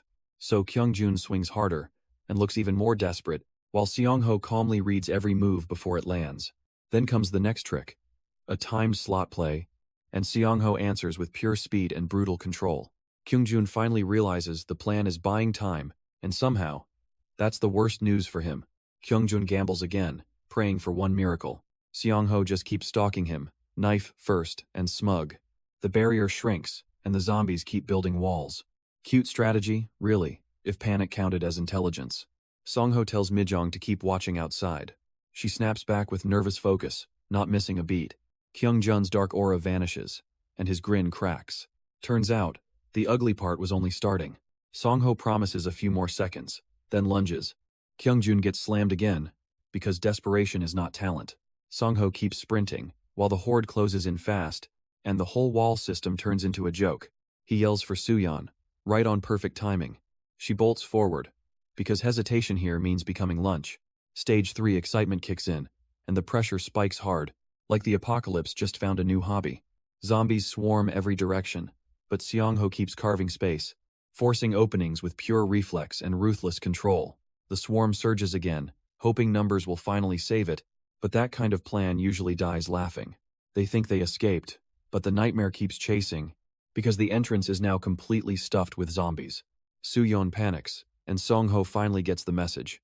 He shoots through the ceiling like the place owes him money. The blockade below stays ugly, loud, and hopelessly crowded. Then another monster steps in, grinning like trouble itself. Its power screams danger, the kind that seals traits. Nice timing, really, for the apocalypse to get creative. Seong-ho just keeps moving, refusing to let panic set. And that's how he turns a death trap into momentum. Seong-ho tears through the ceiling, red power blazing behind him, while the zombie crowd below keeps piling into chaos. The trait-sealing monster laughs, acting like a smug little problem. Seong-ho answers with a clean shot and zero hesitation. Survivor 1 finally catches up, panting, and already sounding alarms. She warns the death field is collapsing for real, and that means the zombies will start hunting again. Seong-ho doesn't flinch, because panic is for amateurs. He grabs her hand, then keeps driving forward. The killer still lives, so shelter becomes the next gamble. Survivor 1 spits out the ugly truth mid-sprint. Seong-ho instantly clocks the new opening, and that opening is pure villain bait. The killer's being controlled by Sea Party's leader, so the plan shifts from escape to sabotage. Remove the killer, remove the brainwashing, nice and neat. Survivor 1 catches on fast. Almost too fast. Seong-ho seals it with brutal, cold confidence. Kill the killer, protect the shelter, wreck C-Team. Meanwhile, the killer's memories start cracking apart. That face finally snaps into focus, and panic follows. Kwon Kyungjun realizes the jig is over, badly. Seong-ho keeps pressing forward, calm as ever. The killer's memories crack, then start tearing apart. His rage turns hilarious, because blaming history now? He rants about betrayal, while bleeding through the suit. Seong-ho lands the next push, pure cold sabotage. Mijong stays close, reading the chaos with tension. The rooftop plan keeps moving, while Kwon falls apart. And yep, the brainwashing king looks completely cooked. Mijong freezes, then still keeps Seong-ho in sight, because the killer's breakdown is getting uglier by the second. Seong-ho doesn't celebrate. He just keeps stalking forward, like this whole mess is another boring job. Kwon tries acting tough, but his memories keep shredding, and that smug mastermind routine is officially dying on stage. Even his threats sound weaker now, which is embarrassing. Mijong realizes the trap is working a little too perfectly, while Seong-ho calmly shuts down every pathetic excuse. Yeah, the brainwashing king is looking fully cooked now. Seong-ho triggers the death field, and Kwon freezes instantly. The whole arena lights up with nasty red grid lines. Kwon freaks out, finally realizing something is very wrong. Seong-ho stays smugly calm, because of course he does. He already trapped Kwon inside a sealed kill zone. Kwon thinks hypnosis might still save him somehow. Nope. Seong-ho had the escape route dead from the start. Then the suited backup rushes in like late extras. Their boss orders them to pin Seong-ho down hard. Too bad Seongho is already 3 moves ahead. Songho keeps moving, while the trap keeps tightening. The suited thugs rush in, thinking numbers still matter. Cute strategy, honestly, when Seongho already mapped the kill zone. Their boss keeps barking orders, like panic builds competence. Arrows fly, but Seongho barely even flinches. He cuts through the first line like cheap wrapping paper. Another attacker lunges in, and gets folded instantly. Songho's expression stays cold, almost offensively calm. The survivors start realizing this was never their fight. And the ambush? Yeah, it just became fertilizer. Songho grins like this disaster already belongs to him, while the trapped killer starts spiraling, fast. The boss keeps barking orders, and nobody looks confident. Yeah, that strategy's holding up beautifully, champ. Seongho calls out the murderer's failure from the start, then reminds him victory was already decided. The suit guys rush harder, but the trap stays cleaner. One more attack crashes down, and gets nowhere. Kwon keeps cracking under pressure, losing every ounce of swagger. Songho just stands there, turning panic into punchline. Seongho keeps the pressure on, and Kwon starts unraveling fast. That smug little survival act? Yeah, it's getting shredded live. A strike lands clean, and Kwon reels in disbelief. He tries to posture, but panic eats his bravado. Seongho just watches, like this mess was already solved. Kwon suddenly spots the trap's true nightmare, and freezes. His mystery tricks crumble harder than his fake confidence. Then he bolts. Whining threats like that saves anything. Seongho stands there, calm as ever, utterly unimpressed. Another day, another arrogant clown getting deleted by reality. After that nightmare, they finally breathe and keep moving. Survivor 1 admits the old spot was basically suicide. She thanks Seongho, and he brushes it off. Of course he does. The humble hero act never dies. Then the warning comes. Zombies and Team C are closing. Seongho shrugs, saying they can just ignore them. He trusts his gut, and honestly, the guy's right. Soon enough, the shelter incident wraps up, finally. 3 days later, Seongho wakes up, battered but leveled up. With life tracking unlocked, he buys a brutal long knife. While setting traps, Seongho keeps turning chaos into homework. The goblin nest search goes north, because of course it does. He also confirms the goblin's trap locations, nice and neatly. Then the beetles help repair the damaged reinforced plastic shield. Seongho just watches, acting like this nonsense is routine. By day 3, the bull peppers are already thriving. Apparently crops grow fast in this bizarre forest too. Day 4 rolls in, and Seongho heads out again. He checks a paper airplane, then another weird message. Naturally, even that looks like another clue waiting to bite. Another message lands, and Seongho barely even blinks. Meanwhile, Hyungjun keeps whining like the world owes him. He's furious about being treated like disposable background noise. Yeah, because that attitude screams trusted ally, obviously. Songho stays calm, reading the situation like a trap map. The message reeks of conflict, collusion, and petty threats. Hyungjun's side keeps circling the same ugly suspicion. Someone's plotting exclusion, and everybody's suddenly acting innocent. Seongho already knows this drama will snap somewhere ugly. And honestly, the mess is just getting started. Seongho finally locks in, choosing goblin clearing first. No drama, no hesitation, just pure cleanup mode. He calls Dingo, and the cub snaps to attention. Even the beetles get their marching orders this time. 3 hobgoblins and 18 goblins, apparently, thought that mattered. Cute little problem, until Seongho starts counting resources. The beetles wait, ready to swarm and support. Dingo stays glued beside him, all focus and instinct. Seongho reaches for the gun, looking annoyingly unbothered. The nest's about to learn what bad mood means. Seongho tells Dingo, and everyone else, to watch closely. Then he opens fire, because subtlety is for losers. The goblin nest finally gets its first rude awakening. Dingo snaps forward, ready to scout the whole mess. Goblins start flooding out, thinking numbers still mean anything. Cute mistake, because Seongho already wanted that pressure. He turns the aggro into a perfect trap. The bigger brutes rush in, yelling like fools. And suddenly, their plan becomes his positioning. Now the nest is getting erased, one idiot at a time. Seongho spots the goblin's weak flank, already smiling inside. The horde surges in, clueless as ever. Dingo snaps forward, eager to scout the disaster. Seongho answers with a clean, surgical opening strike. Goblins drop fast, their swarm logic looking painfully dumb. The hobgoblin charges hardest, basically volunteering for humiliation. Seongho keeps the pressure tight, never wasting a move.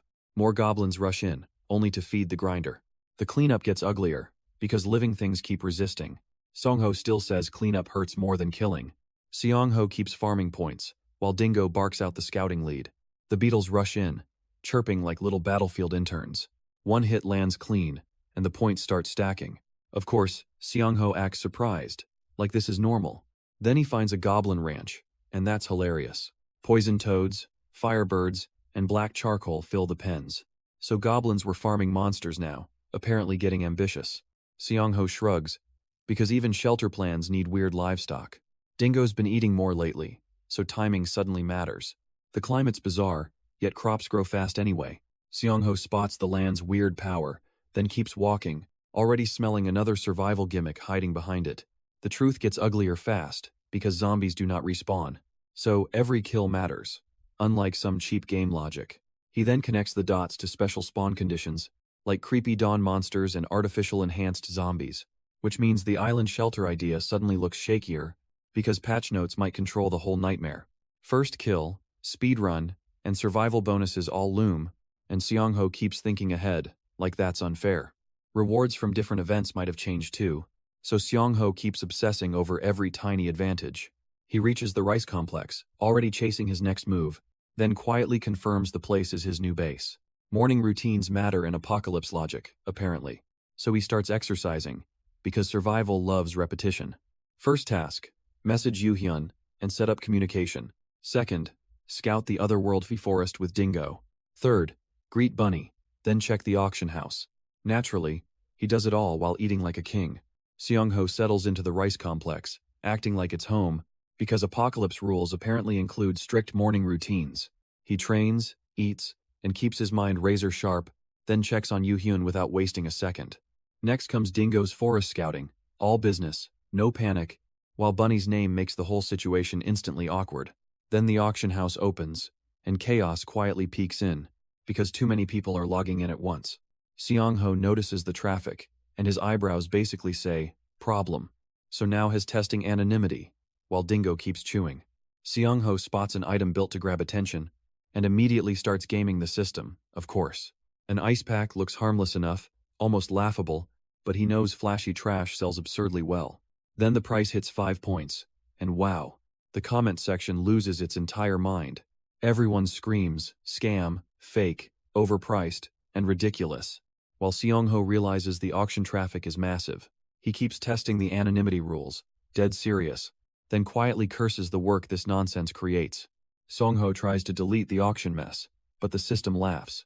The ice pack sells, and the room instantly panics. 5 points for frozen nonsense, and everybody loses composure. The comment flood turns into pure, furious comedy. Seong-ho keeps probing anonymity, still dead serious underneath. Then he snaps the switch, and zombie domination activates. Purple smoke rolls out, and the horde stirs awake. Zombies surge forward like puppets yanked by invisible strings. The woman with the ice pack just lounges there, amused. Meanwhile, Seong-ho watches the chaos, already calculating the next move.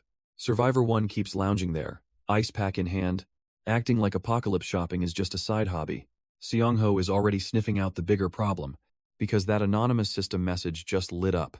He calls out for the ice seller, casually probing, and the reply comes back with perfect deadpan nonsense. Duckbutt quack quack, apparently, is the mysterious voice on screen, and Seong-ho instantly knows he snagged someone important. Meanwhile, Survivor 1 keeps mocking the situation from her seat, while Seong-ho locks in on the new lead.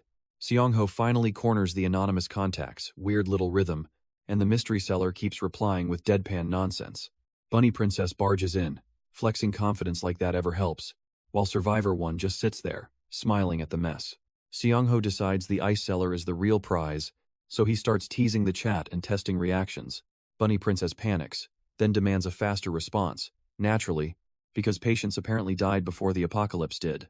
Seong-ho stays calm, registers the ice pack, and plots ahead, knowing one good post could drag Bunny Princess into his net. Bunny Princess storms in, all swagger and zero subtlety, while Survivor 1 grins like this mess is entertainment. Seong-ho spots the real prize behind the nonsense, and starts baiting the chat with surgical patience. Bunny Princess catches on, panics, then demands faster answers, because apparently waiting is for weaker creatures. Seong-ho keeps listing the ice pack, calm as ever, then jokes back with that dangerous little grin. She fires back, calling him a cheeky brat, while he heads off, already shifting to Soo-hyun.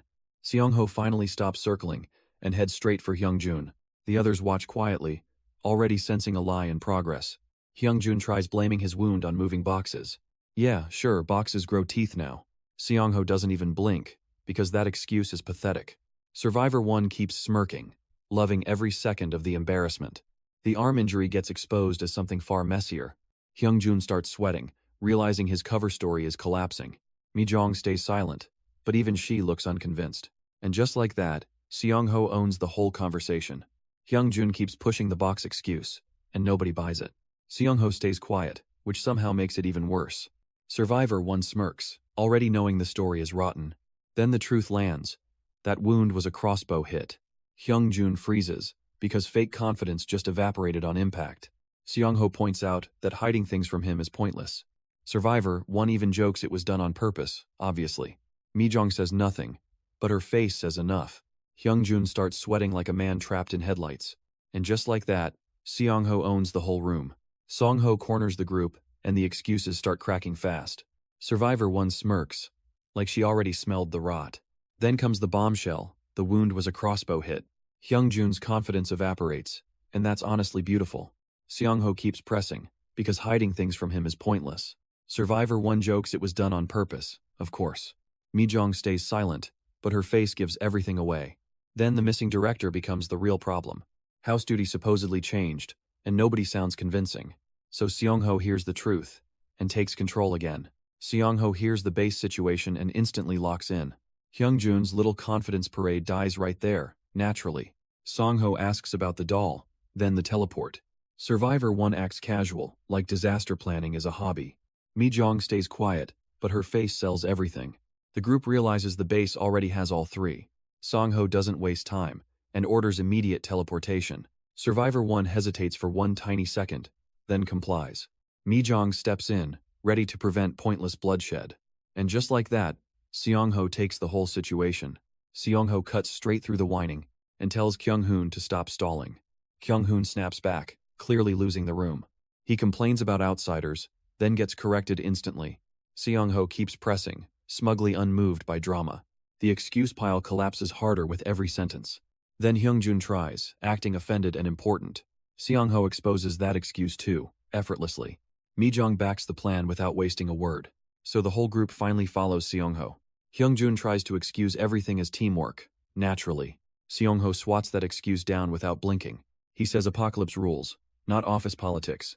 Disobeying orders and wandering off still counts, apparently. Then Hyungjun leans harder into the victim routine.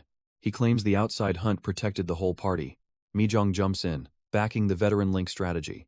She says speed matters more than pretty excuses. Seong-ho keeps staring, unimpressed by the whole circus. And honestly, the room finally starts obeying him. Mi-jong makes one thing painfully clear: Seong-ho is not comparable to those nameless outsiders who wandered off and caused trouble. She points out he helped before the apocalypse too, and still keeps sharing supplies without asking for payment. Seong-ho just stands there, silently letting that land, while Hyungjun tries to pivot with one more excuse.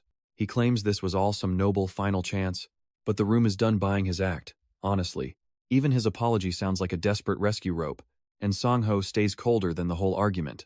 Survivor 1 casually reminds him he helped before the apocalypse, and kept sharing supplies without asking for payment. Hyungjun freezes, realizing that excuse just got crushed. Seong-ho says nothing, letting the silence do damage. Then Hyungjun tries a softer angle, pure desperation. He swears this was just a final chance, but that line lands like a cheap borrowed lifeline. Mi-jong and Survivor 1 back the move without flinching, while Hyungjun still fumbles for dignity and ruins. Song-ho finally approves the exit, cold and done. Hyungjun stammers again, still clutching his last excuse, but Seong-ho just lets the silence keep working. Then the pressure flips, and the mood loosens fast. Seong-ho offers a present, not mercy, not friendship, just enough to keep the conversation moving. Mi-jong and Survivor 1 light up instantly, no hesitation. Even Hyungjun starts buying into the sudden opening. The gift turns out more like a brutal journal, packed with what really happened, not pretty fantasies. And now Song-ho finally has a topic worth tearing into. Song-ho finally digs into dimensional gates, and the answers bite back. These gates aren't random freak accidents, they're system hubs. Bigger ones become dungeons, dens, or labyrinths, naturally. And of course, the game can't function without them. Once the first animal raid ends, the goblin mess begins. So yeah, humans get prepared first, then immediately hunted. What a charming little survival tutorial. Absolutely awful timing. Songho narrows it down, and the pattern gets ugly. Zombies wander, but goblins actively stalk and slaughter humans. So barricades outside the building suddenly become priceless. Seongho finally shifts from waiting into full preparation mode because the next disaster is already lining up. He picks out a new weapon, then trains harder, stacking power like a man bored of survival. Between tasks, he keeps grinding poison and combat stats, which is disgusting for everyone else and hilarious for him. By day 10, everything he wanted is almost ready. And then a tiger warning crashes the mood. The survivors freeze, realizing the real start is here, and Seongho just smiles like this is normal. Seongho shrugs off the tiger warning like bad weather. Instead of panicking, he starts dividing everyone into roles. First comes hunting, because empty stomachs kill faster. The others stare, realizing this man plans disasters casually. Rear support gets assigned next. No glory, just survival. Mijong and the others accept the ugly job quietly. Seongho tells them to watch everything around them. Then he adds quick action, like failure is expensive. Even the nervous faces settle, because his plan lands. And just like that, the hunt finally begins. Songho hands out roles like he owns the whole battlefield. Frontline, rear link. No one gets a luxury option. Mijong flinches, then accepts the ugly job anyway. Seongho praises her potential, because panic needs bait. The group perks up, like order suddenly returned. Then he cuts the fluff and points ahead. Dingo catches several scents, tail already talking business. The little wolf locks on, dead serious for once. Songho smiles, because the prey just got tagged. And the hunt starts moving, fast and ugly. Dingo bursts ahead first, nose locked on fresh prey. Seongho follows close, already reading the herd's panic. The white beasts scatter, but too late. Dingo carves through rubble, barking the chase into motion. Seongho drops low, lining up a brutal shot. One clean hit sends a sheep monster screaming. Another staggers, then folds under the pressure. Even the herd's bravado evaporates into full-blown terror. Dingo keeps hunting, like this was always personal. Seongho smirks, because the prey was never getting away. Seongho keeps the pressure on, and the horde starts folding, while Dingo drags the chase straight through the rubble. Then Mijong burns blink after blink, trying to keep up. Songho even admits she's got ridiculous potential, which is fair, because she's warping through danger like a rookie with cheat codes. Behind them, the zombies are still snarling and stumbling, but the bait is working, and they're all getting funneled. Mijong lands beside Seongho, still shaking but fully committed. He calls her name, and she answers with pure relief. Nice timing, because running now is the only smart move. Seongho finally spots the familiar camping store crew ahead, and instantly, the mood goes from tense to nasty. Mijong keeps pace, while Survivor 1 freezes at the reveal, because those smug faces are trouble with a capital T. Hyungjun strolls in like a man auditioning for ruin, then casually says one person will be left behind. Wow, heroic stuff. Really inspiring leadership there. Genius. Dingo stays alert, reading the danger before anyone else, while the others fan out like they own the road. Songho's crew stops cold, because this ambush is personal. Hyungjun keeps talking like the road already belongs to him, while Dingo stares him down, smelling danger instantly. Seongho doesn't flinch, because smug threats are cheap noise. He calmly asks about that earlier street warning, and Hyungjun's face says everything. Pure fraud in progress. The crew tries to justify leaving someone behind, but the excuse lands like wet cardboard. Survivor 1 and Mijong stay locked in, reading the tension, while Seongho shuts down their moral grandstanding with ice-cold contempt. This ambush wanted obedience, and got a refusal instead. The next day drops Seongho into a training ground, where the beetles start unloading a ridiculous mountain of loot.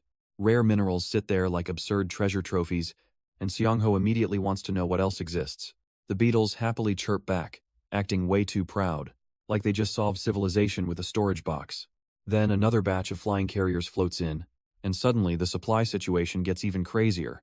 Seongho's face says it all, pure disbelief and interest, because apparently these little bugs just keep delivering miracles. The beetles dump out fresh loot like proud little lunatics, and Seongho realizes they finish the gear absurdly fast. Weapons, bombs, and throwing knives all line up neatly, making this look less like crafting, more like overachievement. Even the finishing touches scream owlbear, leather, and claws, which is a wildly specific flex, honestly. Seongho grabs a knife, still trying not to stare, then jokes about checking quality before anything else. The beetles hover nearby, buzzing like smug factory workers, and Dingo stays close, ready for whatever comes next. Song-ho finally sees the payoff from all that monster-fueled crafting. And yeah, the weapons look absurdly polished for a woodland workshop. The beetles swarm in, basically flexing their finished masterpiece, while Dingo hangs back, acting like the only sensible one here. Song-ho casually pitches the shelter plan to the beetles, promising safety, food, and non-stop crafting privileges, because he knows bait. The little monsters hesitate for a beat, then start buzzing harder, like they just got offered paradise instead of another battlefield. Seong-ho keeps smiling, because of course the gamble is working, and the shelter recruitment pitch lands cleaner than expected. After the beetle handoff, Seong-ho and Dingo return to scouting. Dingo stuck close, sniffing out trouble like a tiny bloodhound. Then Song-ho spotted it. Goblins were already moving in. Not just moving, they were building a whole nest. Yeah, subtlety clearly never survived the goblin evolutionary tree. Dingo barked, and Seong-ho praised the scent-tracking genius. That cue led them straight toward a glowing red entrance. Seong-ho stared at it, already calling the setup obvious. Even the nest looked smaller than he expected. Still, the Goblin Den event was officially underway. Seong-ho sizes up the Goblin Den and smirks. Easy to find, sure, but not easy territory. He decides event dungeons mirror the game's dens. That means this place follows real system logic. So he opens a dimensional gate on instinct. Boom! The entrance spits straight into another world. Perception rises, and the Lumenstone necklace flashes. Nice little upgrade, because gear works here. Seong-ho grins, then gets down to business. Since it is an early event, one path, Seong-ho walks in like the dungeon already owes him money, because this event follows the same ugly system rules. The goblins rush forward, confident as always, which is adorable, right before his blade starts drawing bright blue arcs. One slash becomes 3, then 5, then a full massacre, and suddenly the whole pack is panicking in place. He keeps moving, reading the tunnel like a solved puzzle, then spots the fork ahead without slowing down at all. Of course, the goblins thought this was their home turf, but Seong-ho just turns it into target practice. Seong-ho carves through the den, then smirks at the carnage. Goblin bodies drop fast, like they never mattered at all. The system cashes out, rewarding him with 32 points. And naturally, the dungeon coughs up a bonus weapon upgrade. Adamant arrow, because basic arrows were apparently too polite. Song-ho checks the loot, calling it a pretty solid haul. Then his attention snaps back to the group's safety. He decides to verify Hyungjun's party before anything else. Their movements already match his suspicion, which is hilarious. And yep, they arrive at the exact spot instantly. Seong-ho strolls out like the dungeon owed him rent, while the others trail behind, still processing the massacre. He calls their excuse trash, because it absolutely is. Then he grills them about the Goblin Den mystery, and the group finally blurts out another area theory. Seong-ho instantly shuts that down, sounding deeply unimpressed. He explains goblin dens spawn in multiple places, exposing their ignorance like a teacher roasting a fail. Then he orders the next hunt, straight to leveling, and even Dingo stays locked in, ready for more. Seong-ho hears their greedy plan and instantly disgusts himself. The orange-haired idiot panics, then still wants the supplies. His partner starts moralizing, which lasts exactly 1 second. Seong-ho crushes that excuse like cheap trash. He warns them, those eyes mean serious trouble. Then the group finally admits they tested everything already.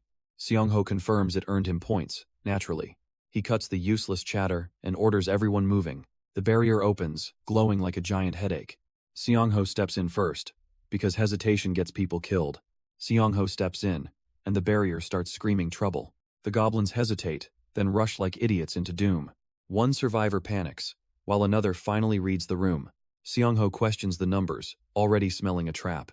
Then the goblins charge, all confidence and no brain. His attack lands, and the front line folds instantly. The red haze surges, turning panic into pure chaos. More goblins leap in, still somehow learning nothing. Seong-ho keeps pressing forward, because mercy wastes time here. And the whole route becomes a slaughterhouse. Song-ho catches the wobbling story, then spots the real problem. A hobgoblin shows up, and suddenly nobody feels brave anymore. Hyungjun tries acting tough, which is adorable in a bad way. Seong-ho shuts that down fast, and changes the plan.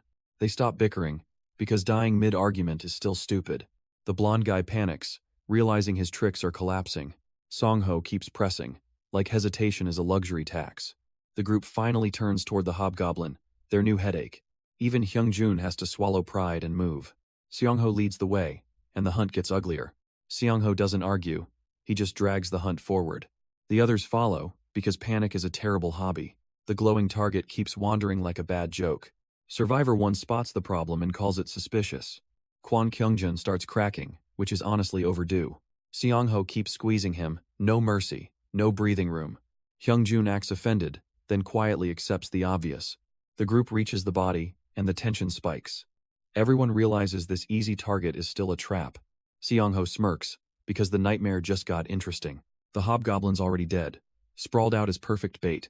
Seong-ho clocks the luminous necklace trick instantly, unfazed. Kwon Kyungjun finally cracks, and honestly, good riddance. He admits his phase gimmick is failing miserably now. Seong-ho keeps squeezing him, leaving zero room to breathe.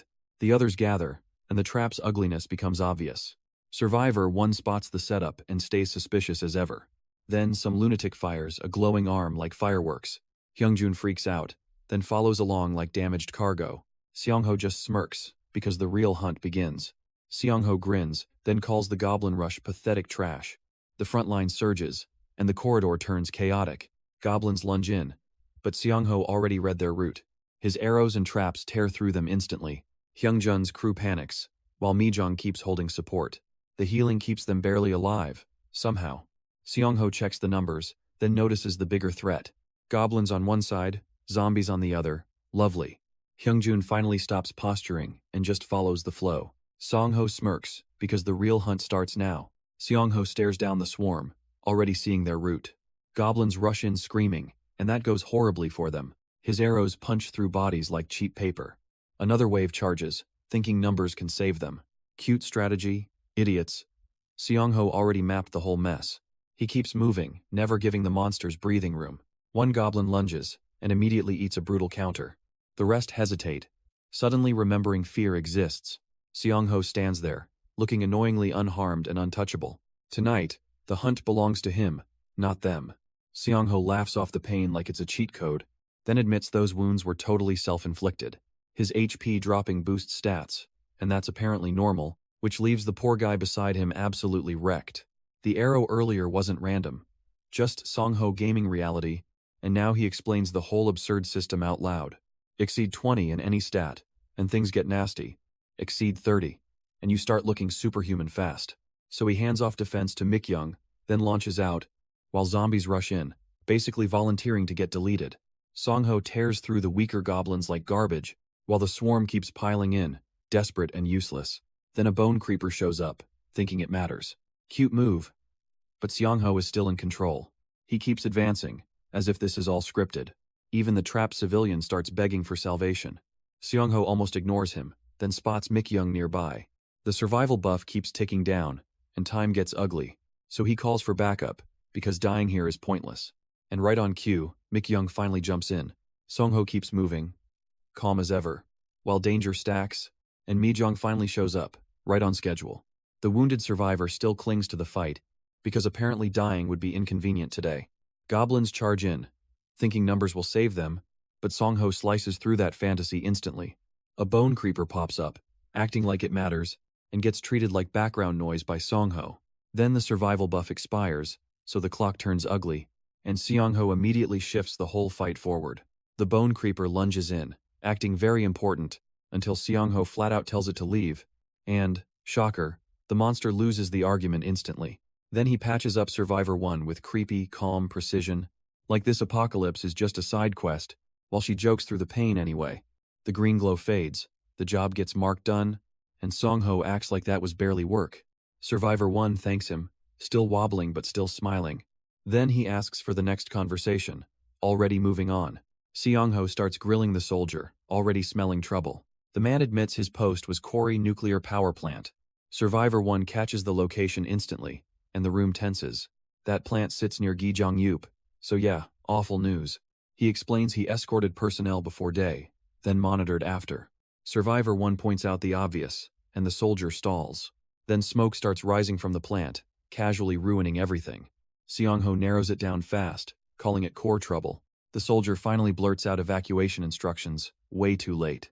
So now the clock is screaming, and Seong-ho moves. Reactor core failure? Yeah, that's instant apocalypse material. Survivor 1 catches the warning first, and the room freezes. The soldier starts explaining, already sounding painfully late. Seong-ho pinpoints core trouble before the panic fully blooms. Smoke rises, and his excuse evaporates with it. The soldier finally admits evacuation, like that helps now. Seong-ho keeps the pressure on, calm as ever. Survivor 1 needles the truth, making the soldier squirm harder. This whole mess screams negligence with a side of disaster, and now everyone runs, because denial is officially useless. The soldier folds first, dropping straight into apology mode. Seong-ho just stares, already knowing the disaster is bigger. Every excuse dies the moment smoke keeps rising. The poor guy finally admits the evacuation came too late.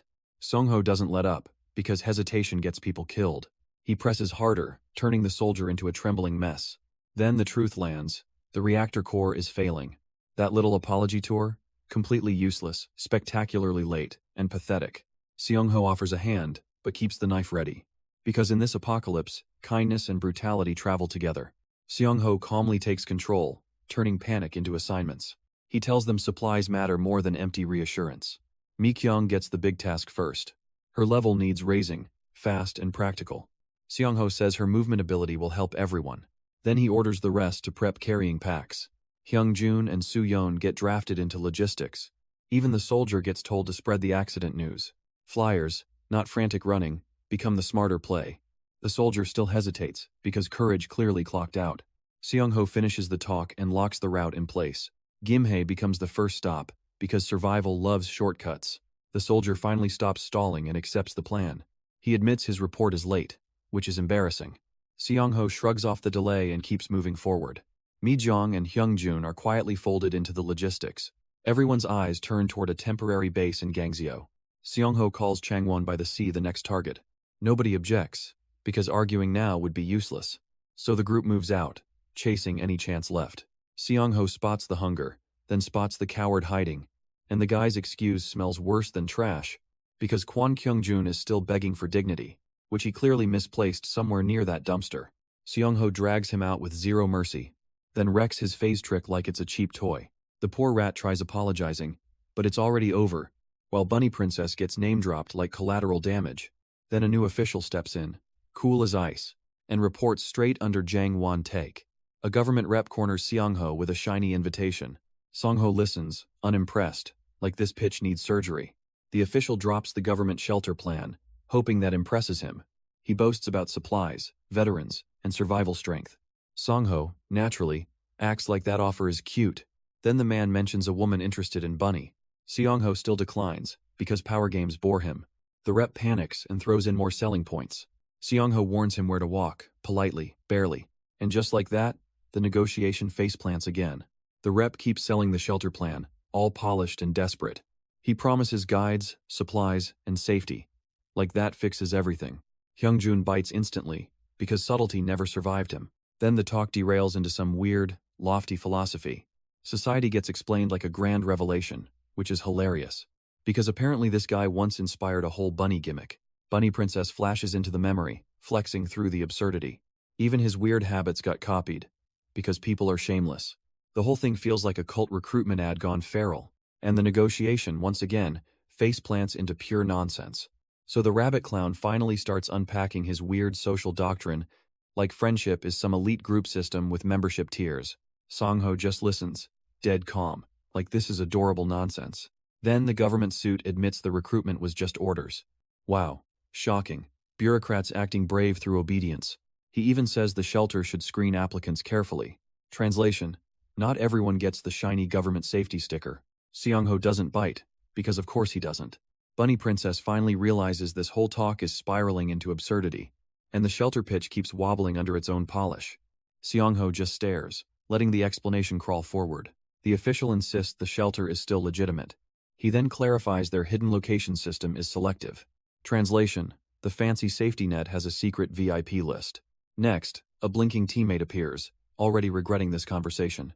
She introduces herself as Lee Yoon-jung, a blink-awaker. Her trait needs physical contact to move allies together. Seong-ho immediately connects the dots, because of course he does. He asks if secrecy was the whole issue. She panics, admitting it sounded way more serious. Seong-ho keeps smirking, like secrecy was always a joke. The shelter man introduces the government's hidden safehouse system. Survivor 1 casually pops in and instantly ruins the mood. He claims a shelter-based trait, then starts bantering. Seong-ho spots the energy and calls it obvious. Survivor 1 presses harder, acting weirdly cheerful about old ties. The veteran joke lands, then immediately backfires on everyone. He admits their bond only mattered when all 4 were there. Seong-ho fires back with pure apathy, because of course he does. The room sinks into awkward silence and absolute embarrassment. Survivor 1 keeps grinning, like embarrassment is his hobby. Seong-ho answers with pure apathy, instantly killing the vibe. The room goes silent, because that was brutally cold. Survivor 1 doubles down, naming himself and his shelter trait. He acts cheerful about it, which makes everything worse. Seong-ho just stares, clearly judging the whole performance. The veteran joke lands, then faceplants into awkwardness. Even the observers freeze, stuck in second-hand suffering. Survivor 1 pushes one more time, fishing for a reaction. Seong-ho stays icy, and that somehow hurts more. The room stays frozen while the president keeps talking. Then the shelter guy starts handing out survival homework. He even orders Miss Yoon-jong to escort him. Survivor 1 grins like this mess is actually entertaining. Song-ho answers with that dead-eyed, absolutely merciless stare. Next comes the auction house announcement, because bureaucracy loves timing. Then the nuclear plant meltdown drops like a death sentence. Someone even thinks Captain Kim might have been right. Turns out he was, because the group finishes early, and they rush toward the villa district before dawn. Seong-ho finds the stockpile someone forgot behind, and immediately clocks it as useful loot. He shrugs off the chaos like it's routine, because surviving this mess has become his hobby. Then the truth hits harder than any monster. Even nuclear plant disasters are part of the system now. He briefly blanks out, then steadies himself again, because panic is for people who plan to lose. So he locks onto 2 priorities, very simple: move the group, then prepare for what's next. Song-ho drags the whole zombie pack into one ugly trap, then starts treating the chaos like a field experiment. First, he wants their agility measured the hard way, so he reads every dodge and stumble instantly. Then he checks their durability without using key items, and the undead quickly learn pain has levels. 1 enhanced zombie lunges like it owns the night, only to eat a brutal club smack to the face. Song-ho still looks curious, which is honestly terrifying, because this scouting is just his hobby now. Seong-ho keeps carving through the zombies like target practice, and the undead keep screaming through their bad life choices. 1 enhanced zombie lunges again, still learning nothing, only to get flattened by Seong-ho's brutal follow-through. The battlefield clears fast, because survival loves efficiency, and Song-ho is treating this like a warm-up drill. Then he spots the next opportunity, nice and tidy, a survivor group with Hyungjun's people nearby. So instead of celebrating, he shifts gears instantly, because his next move is always the more dangerous one. Seong-ho coolly asks for everyone to be brought over, like this whole disaster is just another errand. The supply haul looks absurdly good, almost suspiciously good, enough to keep 4 people alive for a month. Then the real reason drops, and it's uglier, because Villa District C has a control trait user. In other words, enter there and get bullied out, so they bailed to Villa B instead. Then the soldier admits the search went sideways, because the safe errand turned into a killer fight. Song-ho unveils a trait called Doll Bomb, and casually proves it with 1 tiny throw. The paper doll pops instantly, like a cheap firecracker. Kwon starts realizing this gimmick is absurdly dangerous. But Seong-ho gets even smugger, naturally. The next trait uses smiling paper dolls, and turns into telepathic communication, because chaos needed upgrades. Suddenly, the little dolls become mobile command tools, letting allies share info while moving non-stop. Kwon's face says it all. This trap just evolved. Seong-ho keeps grinning, then turns Kwon into a scout. The poor guy finally relaxes, which is immediately suspicious. Seong-ho's lesson lands hard, and the trap keeps evolving. Now the ability matters less than the brain behind it. So he orders scouting duty, casually, like it's nothing. Kwon says yes, because what else can he do? Meanwhile, somewhere else, survivors stumble through Dagus wreckage. Then the auction house notice hits another group too. A red-dressed woman freezes, hearing the title out loud. And Seong-ho stays smug, because control is his favorite sport. The Duckside notice lands, and the mood turns ugly. Only Kimba Plover and Bunny Princess get permission to chat. Naturally, that just makes everyone else panic harder. 1 woman freezes, hearing the absurd rule loud. Then she snaps, furious at the silence. Apparently, those brats still haven't made contact. So she takes charge and redirects everyone southwest. She claims that route is far safer inland. Even with monsters around, she keeps the confidence sharp. Then she starts introducing the others like it matters. So the so-called dead boys finally get their grand entrance, all lined up like a nightmare boy band. Bloodhoon and the others pose like this is talent show night. Then Geocrown gets ordered to bring them in, and he launches forward like an obedient zombie missile. The survivors barely process it before chaos explodes. One look at that undead rush, and panic spikes. The red dress woman stays annoyingly calm, still running the show. She mocks their fear, then casually offers mercy. Naturally, the poor guys thank her like that's normal. The red dress woman keeps grinning, like this is entertainment. Her undead crew stands there, acting weirdly proud. Then Geocrown gets the order, and bolts forward. The survivors panic instantly, because that rush looks lethal. Seongho, naturally, stays calm and keeps pressing the scene. Days later, the mood flips hard into progress. The Beatles proudly unveil their absurdly polished handiwork. Seongho praises them like a smug foreman with standards. They've become his top-tier crafters, no contest, and now has already calling the next move. The Beetle suddenly buzzes up with a strange little lead, and Seongho instantly realizes this thing matters. It points toward a forest map, smug as ever, like some tiny scout who found jackpot treasure. Seongho studies the route and spots the problem, because that place sits beyond a ravine, naturally. So no, this is not a lazy walk. It's a risky detour, needing real prep. Still, he grins and decides to go now, because regret later is worse than danger today. Seongho and Dingo slip into the forest, following the strange lead. He immediately feels it. This place is wrong. The aura here clashes hard with the drone's reading. Even Dingo gets the briefing, then trots ahead anyway. Seongho orders a careful search. No reckless nonsense today. The fog stays thick, but the sun still helps. So navigation is easy enough, annoyingly convenient for once. He spots strange plants none of the games ever showed. Yep, another weird forest gimmick, because life hates simplicity. Still, Seongho keeps moving, while the beast silence lingers. Dingo bolts ahead, barking like he's found treasure, and surprise, the forest actually grows useful shade grapes.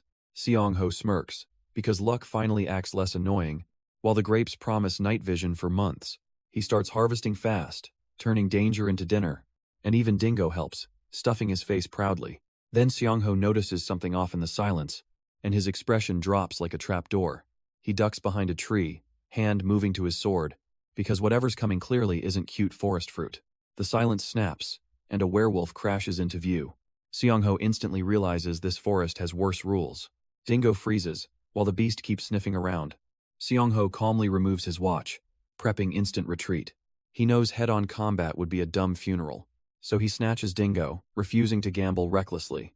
The wolf still prowls nearby, blind but vicious. Seongho notes that instinct alone makes it dangerous. But luck finally favors him, just barely. For now, he clings to the plan and survives. The wolf finally commits, lunging straight through the forest gloom. Seongho stays dead calm, because panic is for amateurs. He snatches Dingo tight, refusing a stupid gamble. Then he plants a trap, baiting the beast hard. The wolf crashes in, thinking brute force wins again. Instead, it slams into Seongho's invisible barrier, badly.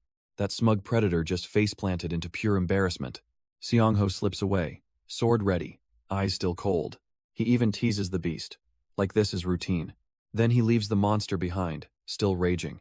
The wolf finally snaps, activating its hunter instincts, and the forest starts feeling like its domain again. Too bad Seongho already turned that confidence into a joke. Another rush comes flying in, all teeth and fury, but the dimensional marsh keeps ruining the beast's timing. Seongho stays dead calm, spear first, expression colder than winter. The wolf claws forward, only to get shoved back again. Then it realizes this prey is not panicking at all. That's the problem with cocky predators. They start believing their own hype. Seongho keeps pressing, and the wolf keeps losing. The wolf kicks on wolf sense, and suddenly its instincts go nuclear. Every movement sharpens. Every threat feels clearer. But Seongho keeps reading it anyway. That upgraded perception only exposes one thing. His attacks are still getting dodged. Worse, the beast's regeneration can't save pride, because the damage is stacking fast. Seongho already has the counter in hand, and the wolf just got way too confident. The wolf lunges again, all teeth and arrogance, but Seongho just grins at the timing. He already crushed the agility boost, beautifully, so the beast's little cheat code is useless. Then comes the counter, clean and merciless, blade flashing in, forcing the monster back. The wolf snarls, trying to recover dignity, but every move gets read faster now. Dingo stays tucked away, safely out of chaos, while Seongho keeps turning terror into points. The wolf lunges again, and Seongho just smirks. That agility boost? Dead joke now. Every swipe gets read, every rush gets punished. The beast tries pride first, survival second. Song-ho slips inside the guard, cold and patient. The wolf claws wildly, but misses the timing. Then comes another cut, clean and merciless. The monster's panic spikes as its openings vanish. Seong-ho keeps scoring, because terror makes terrible strategy. Seong-ho finally corners the wolf's height advantage, and the beast hates that with a passion. It recovers fast, then detonates pure rage, like dignity somehow fixes broken survival instincts. Seong-ho tightens his grip and keeps climbing, because letting it breathe sounds embarrassingly stupid. The wolf flips from panic to feral violence, lunging back with combat instinct fully awakened. Still, Song-ho is already forcing the next mistake. The wolf surges back, thinking rage fixes everything, but Song-ho keeps stacking mistakes against it anyway, then snaps off a brutal counter from above. The beast launches again, all teeth and desperation, while Seong-ho calmly reads the jump like homework. 4 meters, he decides. Like that's a joke. The shot lands, and the wolf crumples hard. Points rain in, along with a level-up reward, and combat instinct gets unlocked for the win. Seong-ho hits jackpot, and the system grins back. Combat instinct drops in, with a nasty little condition. Murderous intent required, because reality loves extra nonsense. He shrugs it off, already thinking ahead. Tomorrow brings the speedrun labyrinth, and fresh trouble. Meanwhile, the settlement starts looking like a scam. Supplies get moved, while survivors get treated like loot. Area C turns uglier, with betrayal on the menu. And naturally, the smug adults make it worse. Mijong finally hears the ugly truth about Seong-ho. And yes, it sounds terrifying on purpose. She asks why he spied, already regretting it, and Seong-ho basically shrugs off the moral panic. He isn't a murderer, apparently, just selective. Evil people get judged, then erased without ceremony. She calls him sociopath, then antihero, nicely, and still decides to help his dangerous crusade, because saving more people beats pretending things are clean.